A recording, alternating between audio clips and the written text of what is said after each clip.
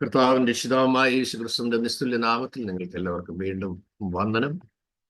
നമ്മുടെ 40 ഡേയ്സ് തിരുവചന ധ്യാനത്തിന്റെ 36ാമത്തെ ദിവസം നമുക്ക് എത്തിച്ചേരുവാൻ ദൈവം നമ്മെ സഹായിച്ചു. നാം നെഹമ്യാവിന്റെ പുസ്തകത്തിൽ നിന്നാണല്ലോ ചിന്തിച്ചു വരുന്നത്.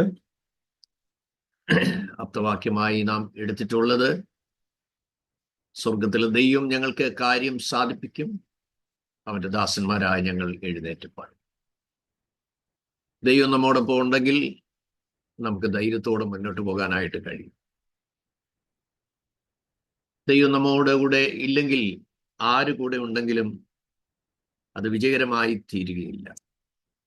എല്ലാ സക്സസിന്റെയും പുറകിൽ നമ്മോടൊപ്പം ഉണ്ടായിരുന്ന ദൈവകൃപയെ നന്ദിപൂർവ്വം സ്മരിക്കുവാനും, നന്ദിയുള്ള ഹൃദയത്തിൽ നിന്ന് ധാരാളമായി ദൈവത്തിന് സ്തോത്രം ചെയ്യുവാനും നാം ദൈവസന്നിധിയിൽ കടപ്പെട്ടിരിക്കുന്നവരാണ്. ഈ പിന്നിട്ട 35 ദിവസം 70-ൽ പരം സെഷനുകളിലൂടെ നമ്മൾ കടന്നുപോയി. ഇന്ന് നമ്മൾ 71ാമത്തെ സെഷനിലേക്കാണ് വന്നിരിക്കുന്നത്. നിങ്ങളുടെ ജീവിതത്തിലും നിങ്ങളുടെ പ്രവർത്തന മേഖലകളിലും ഒക്കെ മതിയായ ഒരു ആത്മീയ ഊർജം തിരുവചനത്തിൽ നിന്ന് കർത്താവ് നൽകിയിരിക്കുന്നു എന്ന് എനിക്ക് നിശ്ചയമായി ബോധ്യമുണ്ട്.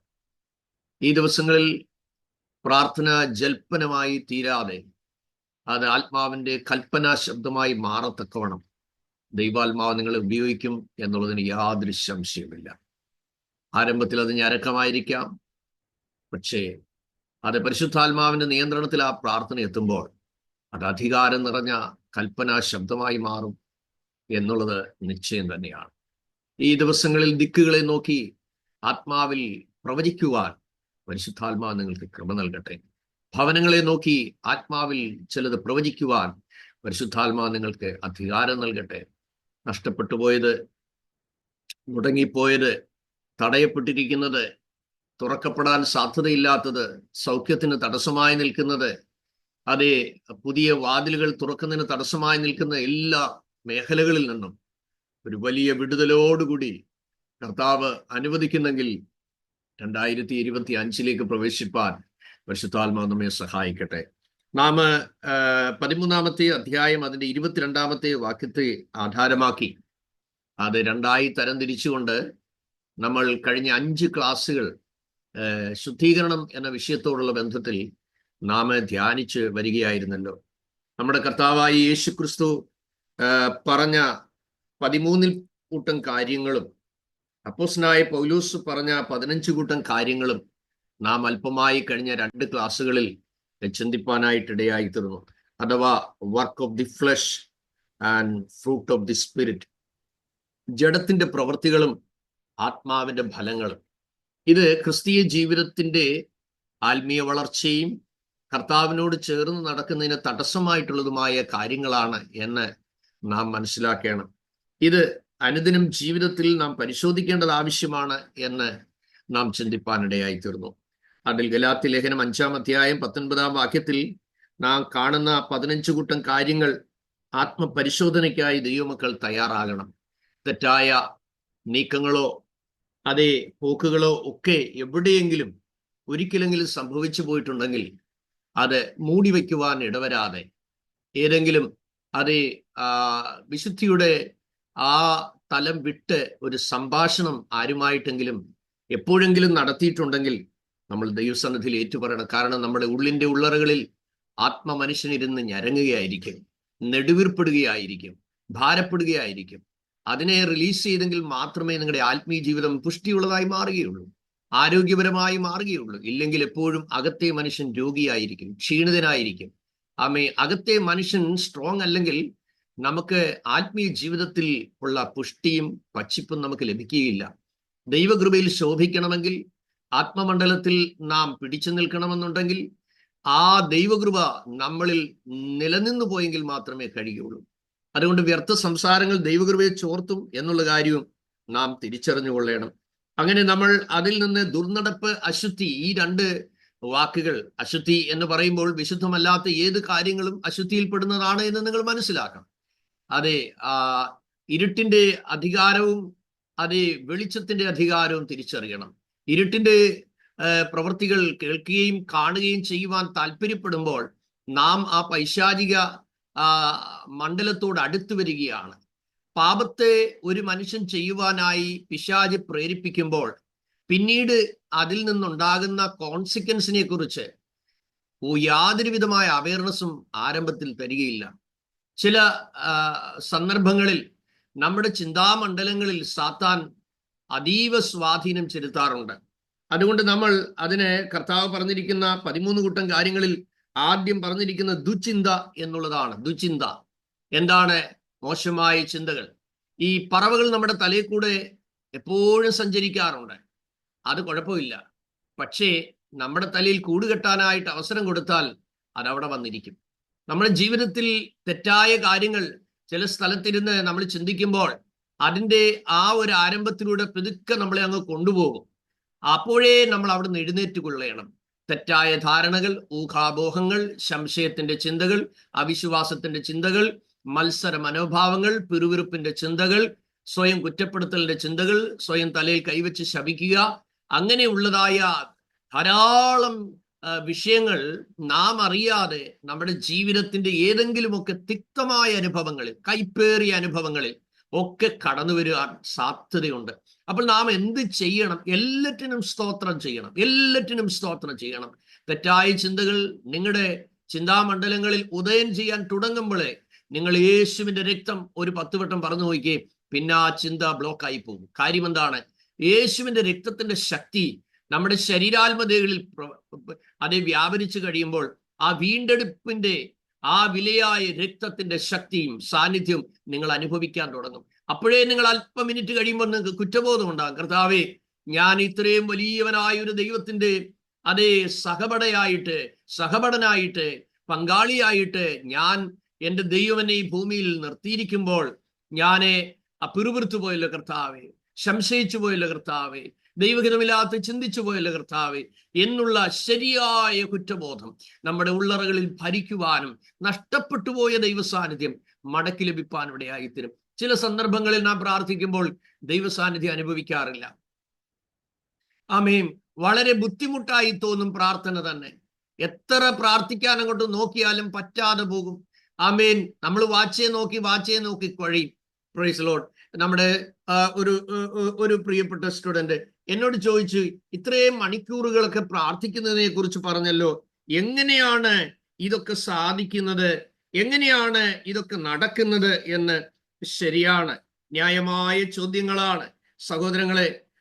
നമുക്ക് ഫോഴ്സ്ക്ക് പറയാൻ കഴിയില്ലല്ലോ. ഞാൻ എൻ്റെ ഡയറി കുറിപ്പുകൾ ചിലത് കാണിക്കാം. ഇത് ഇന്നേക്ക് 31 വർഷങ്ങൾക്ക് മുമ്പുള്ള എൻ്റെ ഡയറി കുറിപ്പാണ്. നിങ്ങളിതൊന്ന് നോക്കുക. കാണാൻ പറ്റുന്നുണ്ടോ എനിക്ക് അറിയില്ല. കാണാൻ പറ്റുന്നുണ്ടോ? അവിടെ എഴുതിയിരിക്കുന്നത് എത്ര മണിക്കൂർ പ്രാർത്ഥനയാ? 8.5 മണിക്കൂർ. 8.5 മണിക്കൂർ പ്രാർത്ഥന. ദൈവസേനയിൽ ചെലവഴിച്ച ഒരു കാര്യമാണ് ഞാൻ പറഞ്ഞത്. ഇത് നോക്കുക. ഉപവാസത്തിന്റെ 5-ാമത്തെ ദിവസം ആ പ്രാർത്ഥനയുടെ മണിക്കൂർ എത്ര മണിക്കൂർ പോയി? 9 മണിക്കൂർ. 9 മണിക്കൂറത്തെ പ്രാർത്ഥന. ഇതൊക്കെ ഭോഷ്കല്ല സഹോദരങ്ങളെ, ജീവിതത്തിന്റെ പാഠങ്ങളാണ്. ചില സന്ദർഭങ്ങളിൽ ദൈവാത്മാവിന് നമ്മളെ ആവശ്യമുണ്ട്. എന്തിനാ? നിങ്ങളെ ഡെലിവറിക്ക് വേണ്ടി ലേബർ റൂമിൽ കയറ്റുക, അച്ചായം പറയടി 1/2 മണിക്കൂർ കഴിയുമ്പോൾ ഇറങ്ങി പോരണേന്ന് പറഞ്ഞാൽ നിങ്ങൾ ഇറങ്ങി വരുമോ? ഇല്ല. പുള്ളി അവിടെ എത്ര കാല് പറിച്ചാലും നമ്മൾ പിന്നെ ആ വേദനയിൽ പതുക്കെ ചുവട് വെച്ച് നമ്മ ഒരു 4-5 മാസമൊക്കെ ആയി കഴിയുമ്പോൾ നല്ലപോലെ നടക്കണം. നിങ്ങൾക്കറിയാമോ, പണ്ടത്തെ കാലത്ത് ആശുപത്രിയിലായിരുന്നില്ല ഡെലിവറികൾ, വീടുകളിലായിരുന്നു. ഇന്നെന്ന പോലെ ഞാൻ ഓർക്കുന്നു, ഞങ്ങളുടെ അയൽവാസിയായ വിലാസിനി എന്ന് പറയുന്ന ഒരു സഹോദരി. അപ്പോൾ അമ്മച്ചി പിന്നെ ആ പുള്ളിക്കാരി പൂർണ്ണ ഗർഭിണിയായിരിക്കുന്ന സമയമാണ്. അമ്മച്ചി എന്നെ അയച്ചിട്ട് പറഞ്ഞു, മക്കളെ വിലാസിനി എങ്ങനെയുണ്ട് എന്ന് ചോദിച്ചിട്ട് വരാനായിട്ട് പറഞ്ഞു. ഞാൻ അവിടെ ചെന്നപ്പോൾ അല്പനേരം കഴിഞ്ഞപ്പോൾ ആ പുള്ളിക്കാരി എന്നോട് പറഞ്ഞു, ഷാജിമോനെ ഈ കുഞ്ഞിനെ ഒന്ന് നോക്കണേ എന്ന് പറഞ്ഞു. 4 വയസ്സോ 3 വയസ്സോ ഉള്ളു. അപ്പൊ ഞാനിങ്ങനെ ആ കുഞ്ഞുമായിട്ട് ഇങ്ങനെ മുറ്റത്ത് കളിച്ചുകൊണ്ടിരിക്കുമ്പോൾ എൻ്റെ കുഞ്ഞു പ്രായത്തില എന്നോട് പറഞ്ഞു, മക്കളെ ഇങ്ങോട്ടൊന്ന് ഓടി വന്നേ, മേളിൽ ചെന്ന് അമ്മൂമ്മയൊന്ന് വിളിച്ചോണ്ട് ഓടി വാ, ഞാൻ വിളിക്കുന്നെന്ന് പറഞ്ഞാൽ മാത്രം മതി എന്ന് പറഞ്ഞു. ഞാൻ വിളിച്ചെന്നിട്ട് പറഞ്ഞു, അമ്മൂമ്മയെ താണ്ട വിലാസിനി ചേച്ചി വിളിക്കുന്നു. അമ്മൂമ്മ വന്നു. അവർ രണ്ടുപേരുടെ മുറി കയറി. നമ്മളിതൊന്നും അറിയുന്നില്ല. നമ്മളിങ്ങനെ കുഞ്ഞുമായിട്ട് ഇങ്ങനെ മുറ്റത്ത് കളിക്കുക. അല്പനേരം കഴിഞ്ഞപ്പോൾ അതേ വിലാസിനി ചേച്ചിയുടെ പൊടിക്കുഞ്ഞിന്റെ അടുത്ത പ്രസവത്തിന്റെ ശബ്ദമാ കേട്ടത്. അപ്പോൾ അന്നത്തെ കാലത്ത് എന്താണ്, അതേ നെല്ലുകുത്തിയും അരിയാട്ടിയും തുണിയെറ്റിയും ധാരാളം വ്യായാമങ്ങൾ ഉണ്ടായിരുന്നു. ഇപ്പൊ കൺസീവ് ആകുമ്പോഴേ ഇവിടെയുള്ള നാട്ടിൻപുറത്തുള്ള മിക്കവാറും പ്രൈവറ്റ് ഹോസ്പിറ്റലിലുള്ള അതേ ഡോക്ടേഴ്സിൽ പലരും പറയും ബെഡ് റെസ്റ്റ് എടുത്തോണം. കാര്യം എന്താ, അവസാനം ആകുമ്പോൾ 2 ലക്ഷം രൂപ ഹോസ്പിറ്റലിൽ കിട്ടണമെന്നുണ്ടെങ്കിൽ വ്യായാമം ഒന്നും കിട്ടാതെ, എക്സസൈസ് ഒന്നും കിട്ടാതെ അവരെ കണ്ടിക്കണം. ഞാൻ പറഞ്ഞു വന്നതിന്റെ കാര്യം ഇതേ ഉള്ളൂ. ശരിയായ അതേ വ്യായാമങ്ങളും ഒക്കെ നമ്മുടെ ശരീരത്തിൽ കിട്ടിക്കഴിയുമ്പോൾ സുഖകരമായി ഡെലിവറി നടക്കും. അപ്പോൾ നമ്മൾ ദൈവസന്നിധിയിൽ ഇരിക്കാനായി പരിശുദ്ധാത്മാവ് നമ്മെ വിളിക്കുമ്പോൾ ആ വിളിയുടെ മഹത്വം നമ്മൾ തിരിച്ചറിയണം. ഓരോ സമയങ്ങളിലും യേശുവിന്റെ നാമത്തിൽ ജയം. മണിക്കൂറുകൾ ദൈവസന്നിധിയിൽ ഇരിക്കാനായിട്ട് ഫാസ്റ്റിങ്ങിന്റെ മറ്റൊരു ദിവസത്തെ കുറിച്ച് എഴുതിയിരിക്കുക. എത്ര ദിവസം എഴുതിയിരിക്കുന്നത് കാണാമോ? 6 മണിക്കൂർ. അപ്പോ ഇതൊക്കെ 93 ഏപ്രിൽ മാസം 5-ാം തീയതിയിലെ കാര്യമാണ്. അപ്പൊ ഓരോ സന്ദർഭങ്ങളിലും പരിശുദ്ധാത്മാവ് നമ്മളെ ഇരുത്തും. അപ്പോൾ തന്നെ നമ്മുടെ ജീവിതത്തിൽ ഇരുണ്ട കാലം പോലെ ചില സന്ദർഭങ്ങളിൽ ഉണ്ടാകാറുണ്ട്. ഒന്നും പ്രാർത്ഥിക്കാൻ പറ്റുന്നില്ല, ഒന്നും കാണാൻ പറ്റുന്നില്ല, ഒരു നിയോഗവുമില്ല, ഒരു സന്തോഷവുമില്ല, ഒരു സ്വസ്ഥതയും ഇല്ലാത്ത, ആമേൻ, ഒരു ദൈവശബ്ദവും ഇല്ലാത്ത ചില സന്ദർഭങ്ങൾ, ആമേൻ, വളരെ ക്രൂഷ്യലായിട്ടുള്ള, വളരെ ടഫായിട്ടുള്ള, വളരെ ഹാർഡായിട്ടുള്ള ചില സന്ദർഭങ്ങളും ചിലപ്പോൾ നമ്മുടെ ജീവിതത്തിൽ വന്നെന്ന് വരാം. അതുകൊണ്ട് സഹോദരങ്ങളെ, ഞാൻ നിങ്ങളോട് പറയുന്ന കാര്യം ഓർത്തുകൊള്ളണം. ആ സമയങ്ങളിൽ സ്വയം ശപിക്കുവാനും സ്വയം വെറുക്കുവാനും ഉള്ള ശ്രമങ്ങളല്ല നടത്തേണ്ടത്. എവിടെയൊക്കെയോ നമ്മുടെ ജീവിതത്തിൽ ഈ പ്രാർത്ഥനയുടെ ഒഴുക്ക് നിൽക്കുന്നതിന് മുമ്പ് എവിടെയൊക്കെയോ ചില അതേ വൈറസ് നമ്മളിൽ കയറിയിട്ടുണ്ടാകും. ഒന്നീ ദുരഭിമാനമായിരിക്കാം, അല്ലെ അഹങ്കാരമായിരിക്കാം, അല്ലെ സ്വയപ്രശംസയായിരിക്കാം, അല്ലെ നിഗളമായിരിക്കാം. ഇങ്ങനെയുള്ള കാര്യങ്ങളിൽ ഉള്ളിലേക്ക് പ്രവേശിച്ചു കഴിയുമ്പോൾ ആത്മീയ ജീവിതത്തിലേക്ക് കരടും കീടും കയറി അടിയാനിടയായിത്തീരും. ശരിയായ നിലയിൽ അത് വർക്ക് ചെയ്യത്തില്ല. കാര്യം എന്താണ്, നമ്മുടെ ഹാർട്ട് എപ്പോഴും നിർമ്മലമായിരിക്കണമെന്ന് ദൈവത്തിന് നിർബന്ധമുണ്ട്. ദൈവത്തിന് നമ്മുടെ കാതുകൾ ദൈവശബ്ദം കേൾക്കാനായിട്ട് എപ്പോഴും തുറന്നിരിക്കണമെന്ന് ദൈവത്തിന് നിർബന്ധമുണ്ട്. യേശുവിന്റെ നാമത്തിൽ ജയം, ഹല്ലേലൂയ. അതുകൊണ്ട് നമ്മുടെ ഓരോ ആത്മീയ വളർച്ചയിലും ഓരോ മേഖലകളിൽ നമ്മൾ പഠനത്തിനായി മുന്നോട്ട് പോകുമ്പോഴും, ശുശ്രൂഷയ്ക്കായാലും കുടുംബജീവിതത്തിലായാലും നിങ്ങളുടെ ജോലി മേഖലയിലായാലും ആ ദൈവ സാന്നിധ്യം നിങ്ങളിൽ നിന്ന് മുറിഞ്ഞു മാറിപ്പോകാൻ സാധ്യതയുള്ള എല്ലാറ്റിനെയും നിങ്ങൾ വിവേചിക്കേണ്ടതായിരിക്കുന്നു. വളരെ വിവേചനത്തോടുകൂടി ജീവിച്ചെങ്കിൽ മാത്രമേ ക്രിസ്തീയ ജീവിതം മുന്നോട്ട് കൊണ്ടുപോകാൻ കഴിയുള്ളൂ. ഒരിക്കലും ഒരു അപ്പച്ചൻ എന്നോട് ഇങ്ങനെ പറഞ്ഞു, മോനെ, ഇത് ആത്മീയ ഗോളമാണ്, അതുകൊണ്ട് ഇത് ബോൾ പോലെയാണ് നിൽക്കുന്നത്, അതുകൊണ്ട് എപ്പോഴും ആ ബാലൻസ് കീപ്പ് ചെയ്യണമെന്നുണ്ടെങ്കിൽ വളരെ സൂക്ഷിച്ചേ നിൽക്കാൻ കഴിയത്തുള്ളൂ. എത്രയോ ശരിയാണ്. അപ്പോൾ ദൈവകൃപ നമ്മളിൽ നിന്ന് ചോർന്നു പോകാൻ സാധ്യതയുള്ള 28 കൂട്ടം കാര്യങ്ങളാണ് നമ്മൾ കണ്ടുവന്നത്. ഇനി നമ്മൾ ഗലാത്യ ലേഖനത്തിലേക്ക് 5:19 ഒന്ന് വേഗം വായിച്ച് താഴോട്ട് വിടാം. എന്നിട്ട് നമ്മുടെ കർത്താവ് പറഞ്ഞ ആ ഭാഗത്തേക്ക് നമുക്ക് വരേണ്ടതായിട്ടുണ്ട്. ഒത്തിരി സമയം നമുക്ക് ഇതിന് ചെലവഴിക്കാനുമില്ല. കാരണം സാന്റിഫിക്കേഷൻ എന്ന വിഷയത്തിന്റെ 6ാമത്തെ ക്ലാസ് ആണ് നമ്മളിപ്പോൾ ശ്രദ്ധിക്കുന്നത്. അപ്പോൾ നമ്മൾ ഈ കേൾക്കുന്ന ഓരോ കാര്യങ്ങളും കൂടുതൽ കൂടുതൽ നമ്മളെ ശുദ്ധീകരണത്തിലേക്കും നിർമ്മലീകരണത്തിലേക്കും കൊണ്ടുപോകുകയാണ്. അത് സ്വയപരിശോധനയ്ക്കായി നമ്മൾ എനിക്കറിയാം, നിങ്ങൾ ഇപ്പോൾ 200 പേജിന്റെ 2-3 ബുക്ക് തീർന്നു കാണാൻ സാധ്യതയുണ്ട്. സ്ഥിരമായി ക്ലാസ്സിൽ അറ്റൻഡ് ചെയ്തവരുടെ ധാരാളം ബുക്കുകൾ ഇപ്പോൾ തീർന്നു കാണുമെന്ന് എനിക്കറിയാം. അപ്പോൾ നമ്മൾ അത് പലപ്പോഴായി നിങ്ങൾ അതെടുത്ത് വീണ്ടും വീണ്ടും നോക്കുകയും ഒക്കെ ചെയ്യുവാനും ഞാൻ നിങ്ങളോട് റിക്വസ്റ്റ് ചെയ്യാണ്. ദുർനടപ്പ്, അശുദ്ധി, ഈ 2 കാര്യങ്ങളെ കുറിച്ച് നമ്മൾ ശ്രദ്ധിപ്പാനിടയായി തീർന്നു. 3ാമത് എഴുതിയിരിക്കുന്ന എന്താണ്? ദുഷ്കാമം. അത് തെറ്റായിട്ടുള്ളതായ ലൈംഗികതയിലേക്ക് നമ്മളെ നയിക്കുന്ന അതേ ചിന്തകൾ, തെറ്റായ കാഴ്ചകൾ കാണുവാനുള്ള ചിന്തകൾ, തെറ്റായ അതേ വീഡിയോസുകൾ കാണാനുള്ള ചിന്തകൾ, അവരുടെ ശരീരത്തെ കാണാനുള്ള ആ വെപ്രാളം ദാഹങ്ങൾ. അതേ കഴിഞ്ഞ ദിവസം ഞാൻ നിങ്ങളെ ഓർപ്പിക്കാനിടയായി തീർന്നു. വചനത്തിൽ പറയുന്നു, സ്ത്രീകൾ ലജ്ജാശീലത്തോടുകൂടി വസ്ത്രം ധരിക്കണമെന്ന് പൗലോസ് വളരെ കർശനമായി പറയുന്നുണ്ട്. സഹോദരങ്ങളെ, നാം ദൈവത്തിന് വേണ്ടി ജീവിക്കുവാൻ വേർതിരിച്ച ദിവസം മുതൽ നമ്മുടെ ഇഷ്ടങ്ങളുടെ മേൽ കത്തിവെച്ചിട്ട് ദൈവ ഇഷ്ടത്തിന് പ്രയോറിറ്റി കൊടുത്തു പോകുന്ന ഒരു ജീവിതമാണ് ക്രിസ്തീയ ജീവിതം. ഇംഗ്ലീഷ് ചർച്ച് വർഷിപ്പുകളിലും അതേ ഇന്നത്തെ കാലഘട്ടത്തിലുള്ളതായ അതേ ന്യൂജൻ ചർച്ചുകളിലും സ്റ്റേജുകളിലുമൊക്കെ മുട്ടിന് മുകളിലുള്ള വസ്ത്രവും ധരിച്ച്, ഇറുകിപ്പിടിച്ച വസ്ത്രവും ഒക്കെ ധരിച്ച് പല ആളുകളും ആരാധന ലീഡ് ചെയ്യാൻ നിൽക്കുന്നത് കാണുമ്പോൾ എത്ര ഭയാനകമായി തോന്നാറുണ്ട്. ലജ്ജാശീലത്തോടെ വസ്ത്രം ധരിക്കുന്ന ജീവിത രീതി മാറിയിട്ട് ആളുകളെ വളരെ ആകർഷിക്കത്തക്കവണ്ണം, ജഡീകരായ ആളുകളെ കൂടുതൽ അട്രാക്ട് ചെയ്യത്തക്കവണ്ണമുള്ളതായ മോശമായ വസ്ത്രരീതികൾ കാണുമ്പോൾ ഓർത്തുകൊള്ളണം, ദൈവത്തിന്റെ മണവാട്ടിയല്ലത്, ദൈവത്തിന്റെ സഭയല്ല. ദൈവസഭയുടെ മാനദണ്ഡം മാനുഷികമായ നിയമങ്ങളല്ല. ഞാൻ വിശുദ്ധനാകിയാൽ നിങ്ങളും വിശുദ്ധരായിരിപ്പീരെന്നുള്ള തിരുവചനം നമുക്ക് ഒഴിവാക്കാൻ കഴിയുകയില്ല. സ്ത്രീകൾ ലജ്ജാശീലത്തോടെ അതേ യോഗ്യമായ വസ്ത്രം സ്ത്രീ പുരുഷന്മാർ ധരിക്കണം എന്നുള്ളതാണ് അത് പറഞ്ഞിരിക്കുന്നത്. അത് ആരാധനയ്ക്ക് വരുമ്പോൾ മാത്രം വെള്ളയും ഇട്ട് നമ്മൾ വരിക എന്നുള്ളതല്ല. നാം ക്രിസ്തുവിന്റെ പത്രങ്ങളും നമ്മളിലൂടെ യേശു ക്രിസ്തുവിനെ ലോകത്തിന് കാട്ടിക്കൊടുക്കുവാൻ നമ്മളെ വിളിക്കപ്പെട്ടിരിക്കുന്നതുമായതുകൊണ്ട് നമ്മളിലേക്ക് ആളുകളെ ആകർഷിക്കത്തക്ക രീതിയിലോ നമ്മുടെ വസ്ത്രധാരണം കണ്ടിട്ട് മറ്റൊരാളുടെ ഉള്ളിൽ പാപചിന്ത കയറി വരുവാൻ തക്കവണ്ണം നമ്മളുടേതായ ശരീരത്തിന്റെ സ്വകാര്യ ഭാഗങ്ങളെ ലോകത്തിന് വെളിപ്പെടുത്തി കാണിക്കുവാനുള്ള പരസ്യ ചന്തയായിട്ടും ഒരിക്കലും ദൈവമക്കൾ മാറാൻ പാടില്ല. ഇത് നമ്മൾ സ്നേഹത്തോടെ കുഞ്ഞുങ്ങളെയും മനസ്സിലാക്കണം.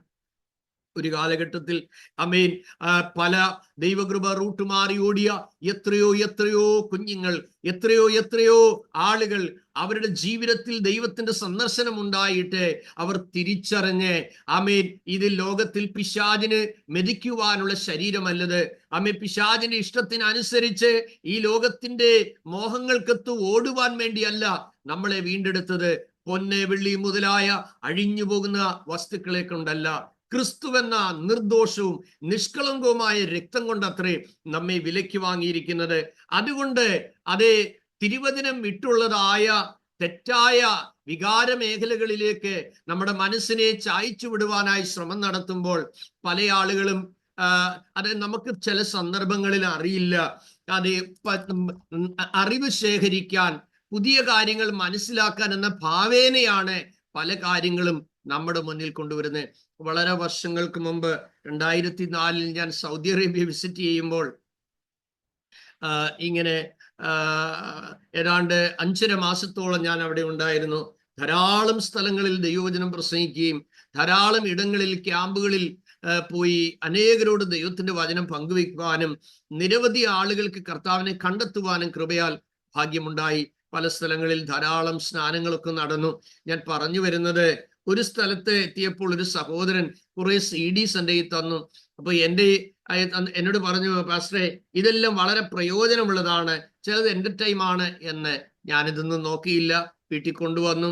ആ കുഞ്ഞുങ്ങൾക്ക് എവിടെ നിന്നെല്ലാം കളക്ഷൻസ് കിട്ടുമോ, ഒരു 10,000-3000-ലധികം ആത്മീയ ഗാനങ്ങൾ, നല്ല ഇംഗ്ലീഷ് പാട്ടുകൾ ഞാൻ ശേഖരിച്ചവർക്ക് കൊടുത്തു. പല ഉദ്ദേശങ്ങളാണ് എനിക്ക് അതിൽ നിന്നുണ്ടായത്. ഒന്ന്, ആ പാട്ടുകളിലെല്ലാം ധാരാളം വാക്യങ്ങളുണ്ട്. ആ ഗീതങ്ങളിലൂടെ കുഞ്ഞുങ്ങൾക്ക് വചനങ്ങൾ അവർക്ക് ആ ഒരു സംഗീതത്തിലൂടെ അവരുടെ ഉള്ളിൽ കിട്ടും. 2, പാടാനുള്ള കൃപ കിട്ടും. നല്ല ക്രിസ്തീയ ഗാനങ്ങൾ പഠിക്കുവാൻ കഴിയും. 2 മക്കളും ധാരാളം 12,000-ലധികം ഗാനങ്ങൾ അവർക്ക് അറിയാം. അങ്ങനെ ബാല്യത്തിൽ അങ്ങനെ വളർത്തി. പക്ഷെ അതിൽ ഒരു CD റസലിങ്ങിന്റെ ആയിരുന്നു. ഞാനത് അറിഞ്ഞില്ല. അത് സ്ഥിരമിട്ടവര് കാണുമായിരുന്നു. അപ്പോൾ ഒരു ദിവസം അവനെ, എനിക്ക് തോന്നുന്നൊരു 7 വയസ്സ് പ്രായമുള്ള സമയത്ത് മമ്മി എന്തോ കാര്യങ്ങൾ പറഞ്ഞപ്പോൾ അവൻ ഇഷ്ടപ്പെട്ടില്ല. ഓടി വന്ന് കസേരയിൽ ചാടിക്കേറി ഡെസ്കെ കൂടെ കയറി മമ്മിയെ ഒറ്റത്തൊഴിക്ക് ആളിനെ താഴെയിട്ടു. അപ്പോൾ ആ മമ്മി അവനെ അടിക്കാൻ പഠിച്ചപ്പോ പറഞ്ഞ്, എടി അവനെ നീ അടിക്കണ്ട, എന്നെ അടിക്കേണ്ടിയേ. കാരണം എന്താണ്? അത് വാങ്ങിക്കൊടുത്തത് നമ്മളാണ്. നമ്മൾ എപ്പോഴും എന്ത് കേട്ടാലും നമ്മൾ അത് വെട്ടിവിഴുങ്ങാനുള്ള ശ്രമമല്ല നടത്തേണ്ടത് എന്ന് ദൈവം അതിലൂടെ പാഠം പഠിപ്പിക്കാനിടയായി.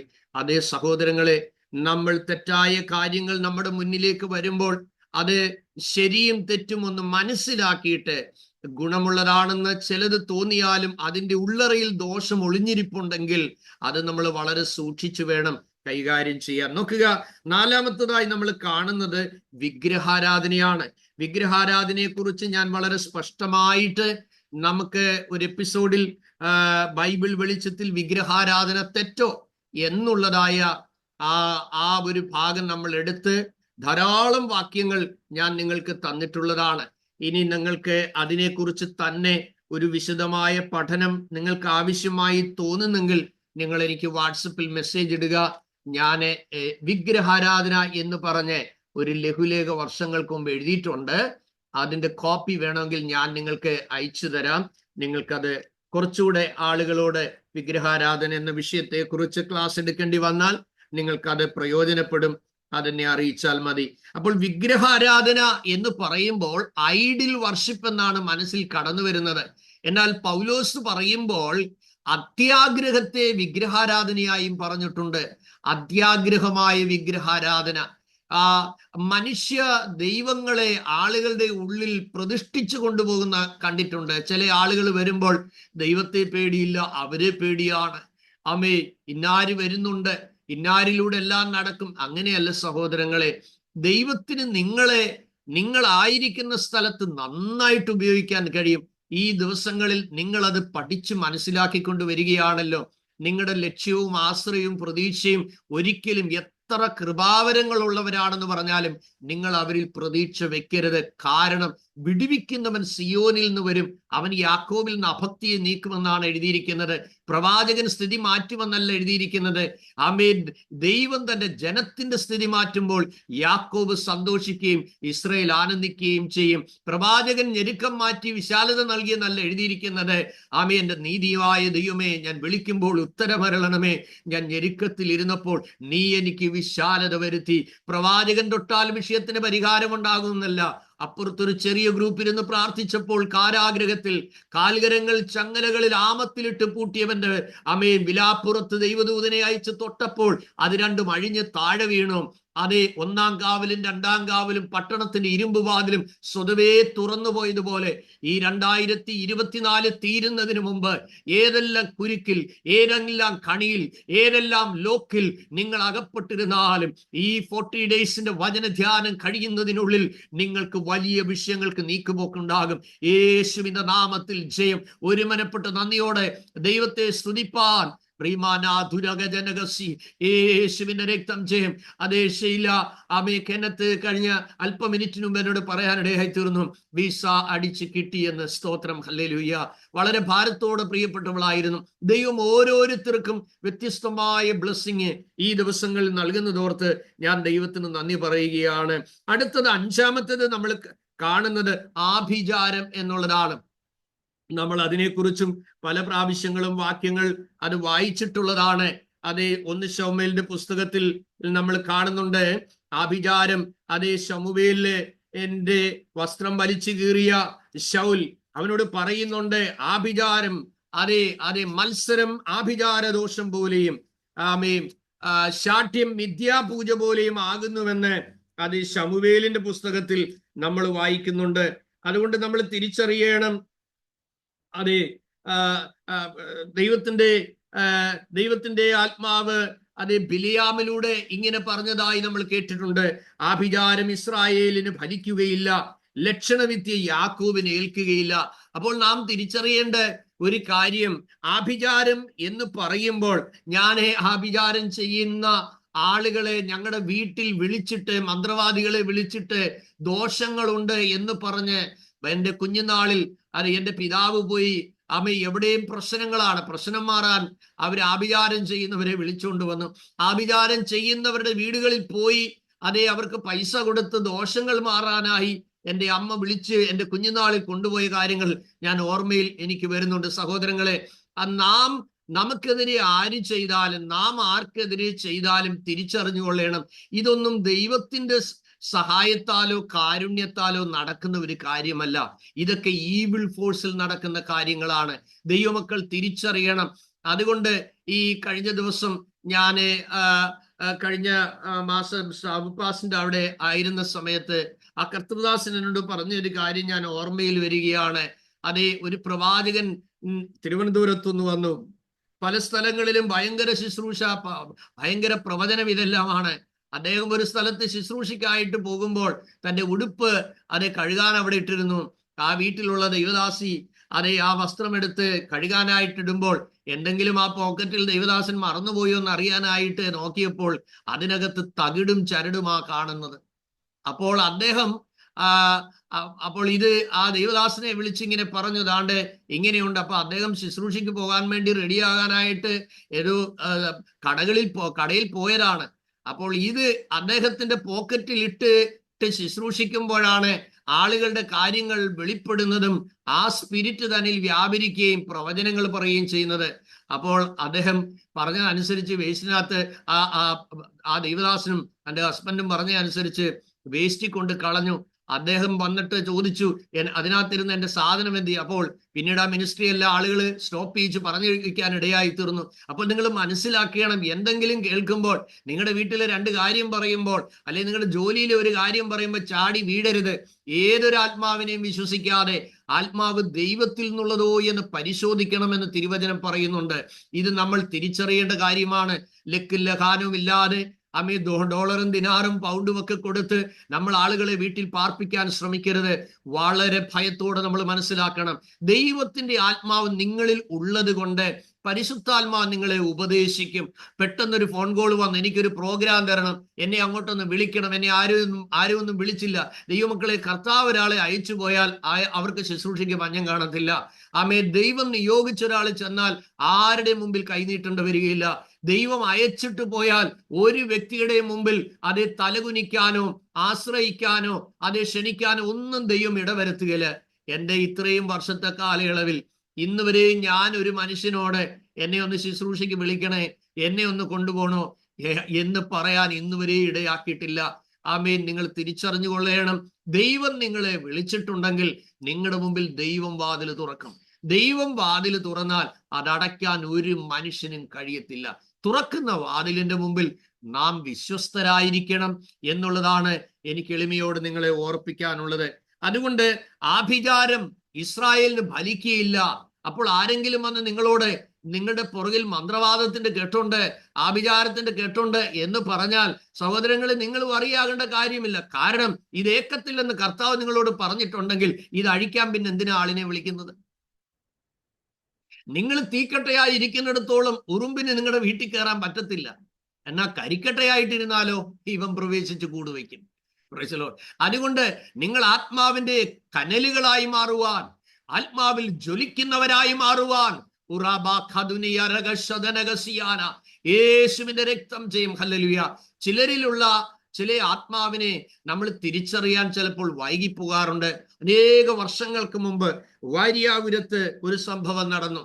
വാര്യാപുരത്ത് നടന്ന സംഭവം, വാര്യാപുര യോനാച്ചായൻ, അദ്ദേഹം മരിച്ചുപോയല്ലോ, ആ സഭയിൽ അറിയാനിടയായ ഒരു സഹോദരി വന്ന് അതിശക്തമായി ശുശ്രൂഷിക്കുന്നു. ധാരാളം ചെറുപ്പക്കാർ അഭിഷേകം പ്രാപിക്കുന്നു.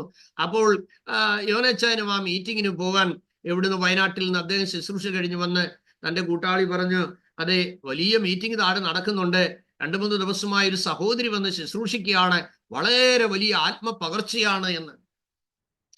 തനിക്കും എന്തെങ്കിലും ദൈവശബ്ദമുണ്ടോ എന്ന് കേൾക്കാൻ വേണ്ടി ആഗ്രഹിച്ച് അദ്ദേഹവും മീറ്റിങ്ങിന് പോയിരുന്നു. ആ സഹോദരി ശുശ്രൂഷിച്ചു കൊണ്ടിരിക്കുമ്പോൾ അദ്ദേഹം കാണുന്നത് ഭദ്രകാളിയുടെ ഒരു സ്പിരിറ്റ് ആണ് ഈ സ്ത്രീയെ ഉപയോഗിക്കുന്നത്. അവരിൽ വ്യാപരിക്കുന്നത് ആ പൈശാചിക ശക്തിയാണ്. ഭദ്രകാളി എന്ന ആ പൈശാചിക മണ്ഡലത്തെ സേവിച്ച് നിരവധി ആളുകളെ കൊല്ലുവാനിടയാക്കിയ ഒരു മനുഷ്യൻ വിശ്വാസത്തിൽ വന്നിട്ടുണ്ട്. അദ്ദേഹം പറഞ്ഞത്, ആ സ്പിരിറ്റ് വന്നു കഴിഞ്ഞാൽ ഏത് കാര്യങ്ങൾ ചോദിച്ചാലും ചെയ്തു തരും. ഒരിക്കൽ അദ്ദേഹത്തിന്റെ മുറിയിൽ അദ്ദേഹം റോഡിലൂടെ നടന്നു പോകുമ്പോൾ നിത്യജീവൻ എന്ന് പറയുന്ന ഒരു ട്രാക്ട് അദ്ദേഹത്തിന്റെ കയ്യിൽ കിട്ടി. ആ ട്രാക്ട് വായിച്ചു കഴിഞ്ഞപ്പോൾ കുറ്റബോധമുണ്ടായി, പാപബോധമുണ്ടായി. ഈ പൈശാചിക ശക്തി തൻ്റെ മുന്നിൽ കടന്നു വന്നപ്പോൾ ഇനി നിനക്ക് എന്താണ് പുതിയത് വേണ്ടുന്നത് എന്ന് ആ സ്പിരിറ്റ് ചോദിക്കുമ്പോൾ അദ്ദേഹം ചോദിച്ചു, നിത്യജീവൻ നിനക്ക് തരാൻ കഴിയുമോ? മിണ്ടുന്നില്ല, ആ സ്പിരിറ്റ് മിണ്ടുന്നില്ല. വീണ്ടും ചോദിച്ചു, നിനക്കിനി എന്താണ് വേണ്ടുന്നത്? അദ്ദേഹം വീണ്ടും ചോദിച്ചു, ആ ദുരാത്മാവിനോട് ചോദിക്കുകയാണ്, നിത്യജീവൻ തരാൻ കഴിയുമോ? അപ്പോൾ ആ പൈശാചിക ശക്തി പറഞ്ഞത് നിങ്ങൾ കേൾക്കണം. അദ്ദേഹം പറഞ്ഞ കാര്യമാണ്, അതെ, അത് തരുവാൻ എൻ്റെ മുകളിൽ ഒരു അധികാരമുള്ള ആളുണ്ട്, അദ്ദേഹത്തിന് മാത്രമേ തരാൻ കഴിയുള്ളൂ. വീണ്ടും ആവർത്തിച്ച് ചോദിച്ചപ്പോൾ ആ ദുരാത്മാവ് പറഞ്ഞു, അത് യേശുവിന് മാത്രമേ തരാൻ കഴിയുള്ളൂ. സഹോദരങ്ങളെ, പിടിക്കുന്നെങ്കിൽ ഒറിജിനലിനെ പിടിച്ചോണം, പിടിക്കുന്നെങ്കിൽ ഉയരത്തിലുള്ളത് പിടിച്ചുകൊള്ളണം. നിങ്ങൾ അത് തിരിച്ചറിയേണ്ട കാര്യമാണ്. അപ്പോൾ ഈ പൈശാചിക ശക്തിയാൽ ഈ സഹോദരി ഇങ്ങനെയെല്ലാം പ്രവചിക്കുന്നു, ആ ചെറുപ്പക്കാരുടെ മേൽ കൈവയ്ക്കുന്നു, അവരും ആത്മാവിനെ പ്രാപിക്കുന്നു. ഈ വാര്യാപുര യോനാച്ചന് മനസ്സിലായി, ഈ പൈശാചിക ശക്തി യൗവനക്കാരെ നശിപ്പിക്കുകയാണ്, സഭയെ മുടിക്കുകയാണ്. അദ്ദേഹം ആത്മാവിൽ ഒരൊറ്റ ശാസന കൊടുത്തു. ശാസന കൊടുത്ത ഉടനെ ഈ സ്ത്രീ തിരിച്ചടിച്ചു. അതാണ് സാത്താന്റെ തന്ത്രം. ഇവിടെ ഇപ്പോൾ ശുശ്രൂഷിക്കാൻ സാത്താൻ എന്നെ അനുവദിക്കുന്നില്ല. അപ്പോൾ സകല മനുഷ്യരും കേട്ടു വാര്യാപുര യോനാച്ചാൻ ശാസിക്കുന്നു. അപ്പോൾ ആര് സാത്താനായി? ശാസിച്ചയാള് സാത്താനായി. ആരാധന പെട്ടെന്ന് നിർന്നു. യോനാച്ചാനെ അന്നേരം ആളുകൾക്ക് തല്ലണം. ആ സ്ത്രീയുടെ പക്ഷം തിരിഞ്ഞു. അവിടെയുള്ള ചില ഭക്തന്മാരായ ചില ആളുകൾ ഒഴിച്ച് ബാക്കിയുള്ള ചെറുപ്പക്കാര് മുഴുവൻ യോനാച്ചായും പറഞ്ഞു, ഞാൻ പ്രവചിച്ചത് ദൈവാത്മാവിനാൽ അല്ലെങ്കിൽ അത് ദൈവം അറിയിക്കട്ടെ. എന്തായാലും ഇതിന്റെ മറുപടി കാണുവോളം ഞാൻ എൻ്റെ ഭവനത്തിലേക്ക് മടങ്ങുന്നില്ല, ഞാൻ ദൈവാലയത്തിൽ തന്നെ ഇരിക്കുകയാണ്. ആ സ്ത്രീ ഉച്ച കഴിഞ്ഞ് ശുശ്രൂഷ കഴിഞ്ഞ് അവർ മടങ്ങിപ്പോയി. പിന്നെ അവരെ അവിടെ ശുശ്രൂഷിപ്പിച്ചില്ല. 2 ദിവസം കഴിഞ്ഞപ്പോൾ ആ സ്ത്രീ നാട്ടുകാരെ മുഴുവൻ അസഭ്യം പറയാൻ തുടങ്ങി എന്ന് കേൾപ്പാനിടയായി. 3-ാമത്തെ ദിവസം ആ സ്ത്രീയെ ചങ്ങലക്കിട്ട് പൂട്ടി. നിങ്ങൾക്കറിയാമോ, അത് കഴിഞ്ഞപ്പോൾ പലരും ചെന്നു ആ ദുരാത്മാവാണ് എന്നുള്ള കാര്യം. കാരണം 3 ദിവസമായി കണ്ടിന്യൂസ് ആയിട്ട് വാര്യാപുര യോനാച്ചാൻ കഠിനമായ ഉപവാസത്തിലും പ്രാർത്ഥനയിലുമാണ്. ഈ ദേശത്ത് അതിന്റെ സത്യം വെളിപ്പെട്ടേ മതിയാകൂ എന്ന് പറഞ്ഞ് ആ മനുഷ്യൻ ശക്തമായി പ്രാർത്ഥിക്കുകയാണ്. എന്നാൽ ഒടുവിൽ ഈ സ്ത്രീയെ കാണാൻ ആ ചർച്ചിലുള്ള പല ചെറുപ്പക്കാരും അവിടെ ചെന്നപ്പോൾ സ്ത്രീയെ ചങ്ങലക്കിട്ടിരിക്കുകയാണ്.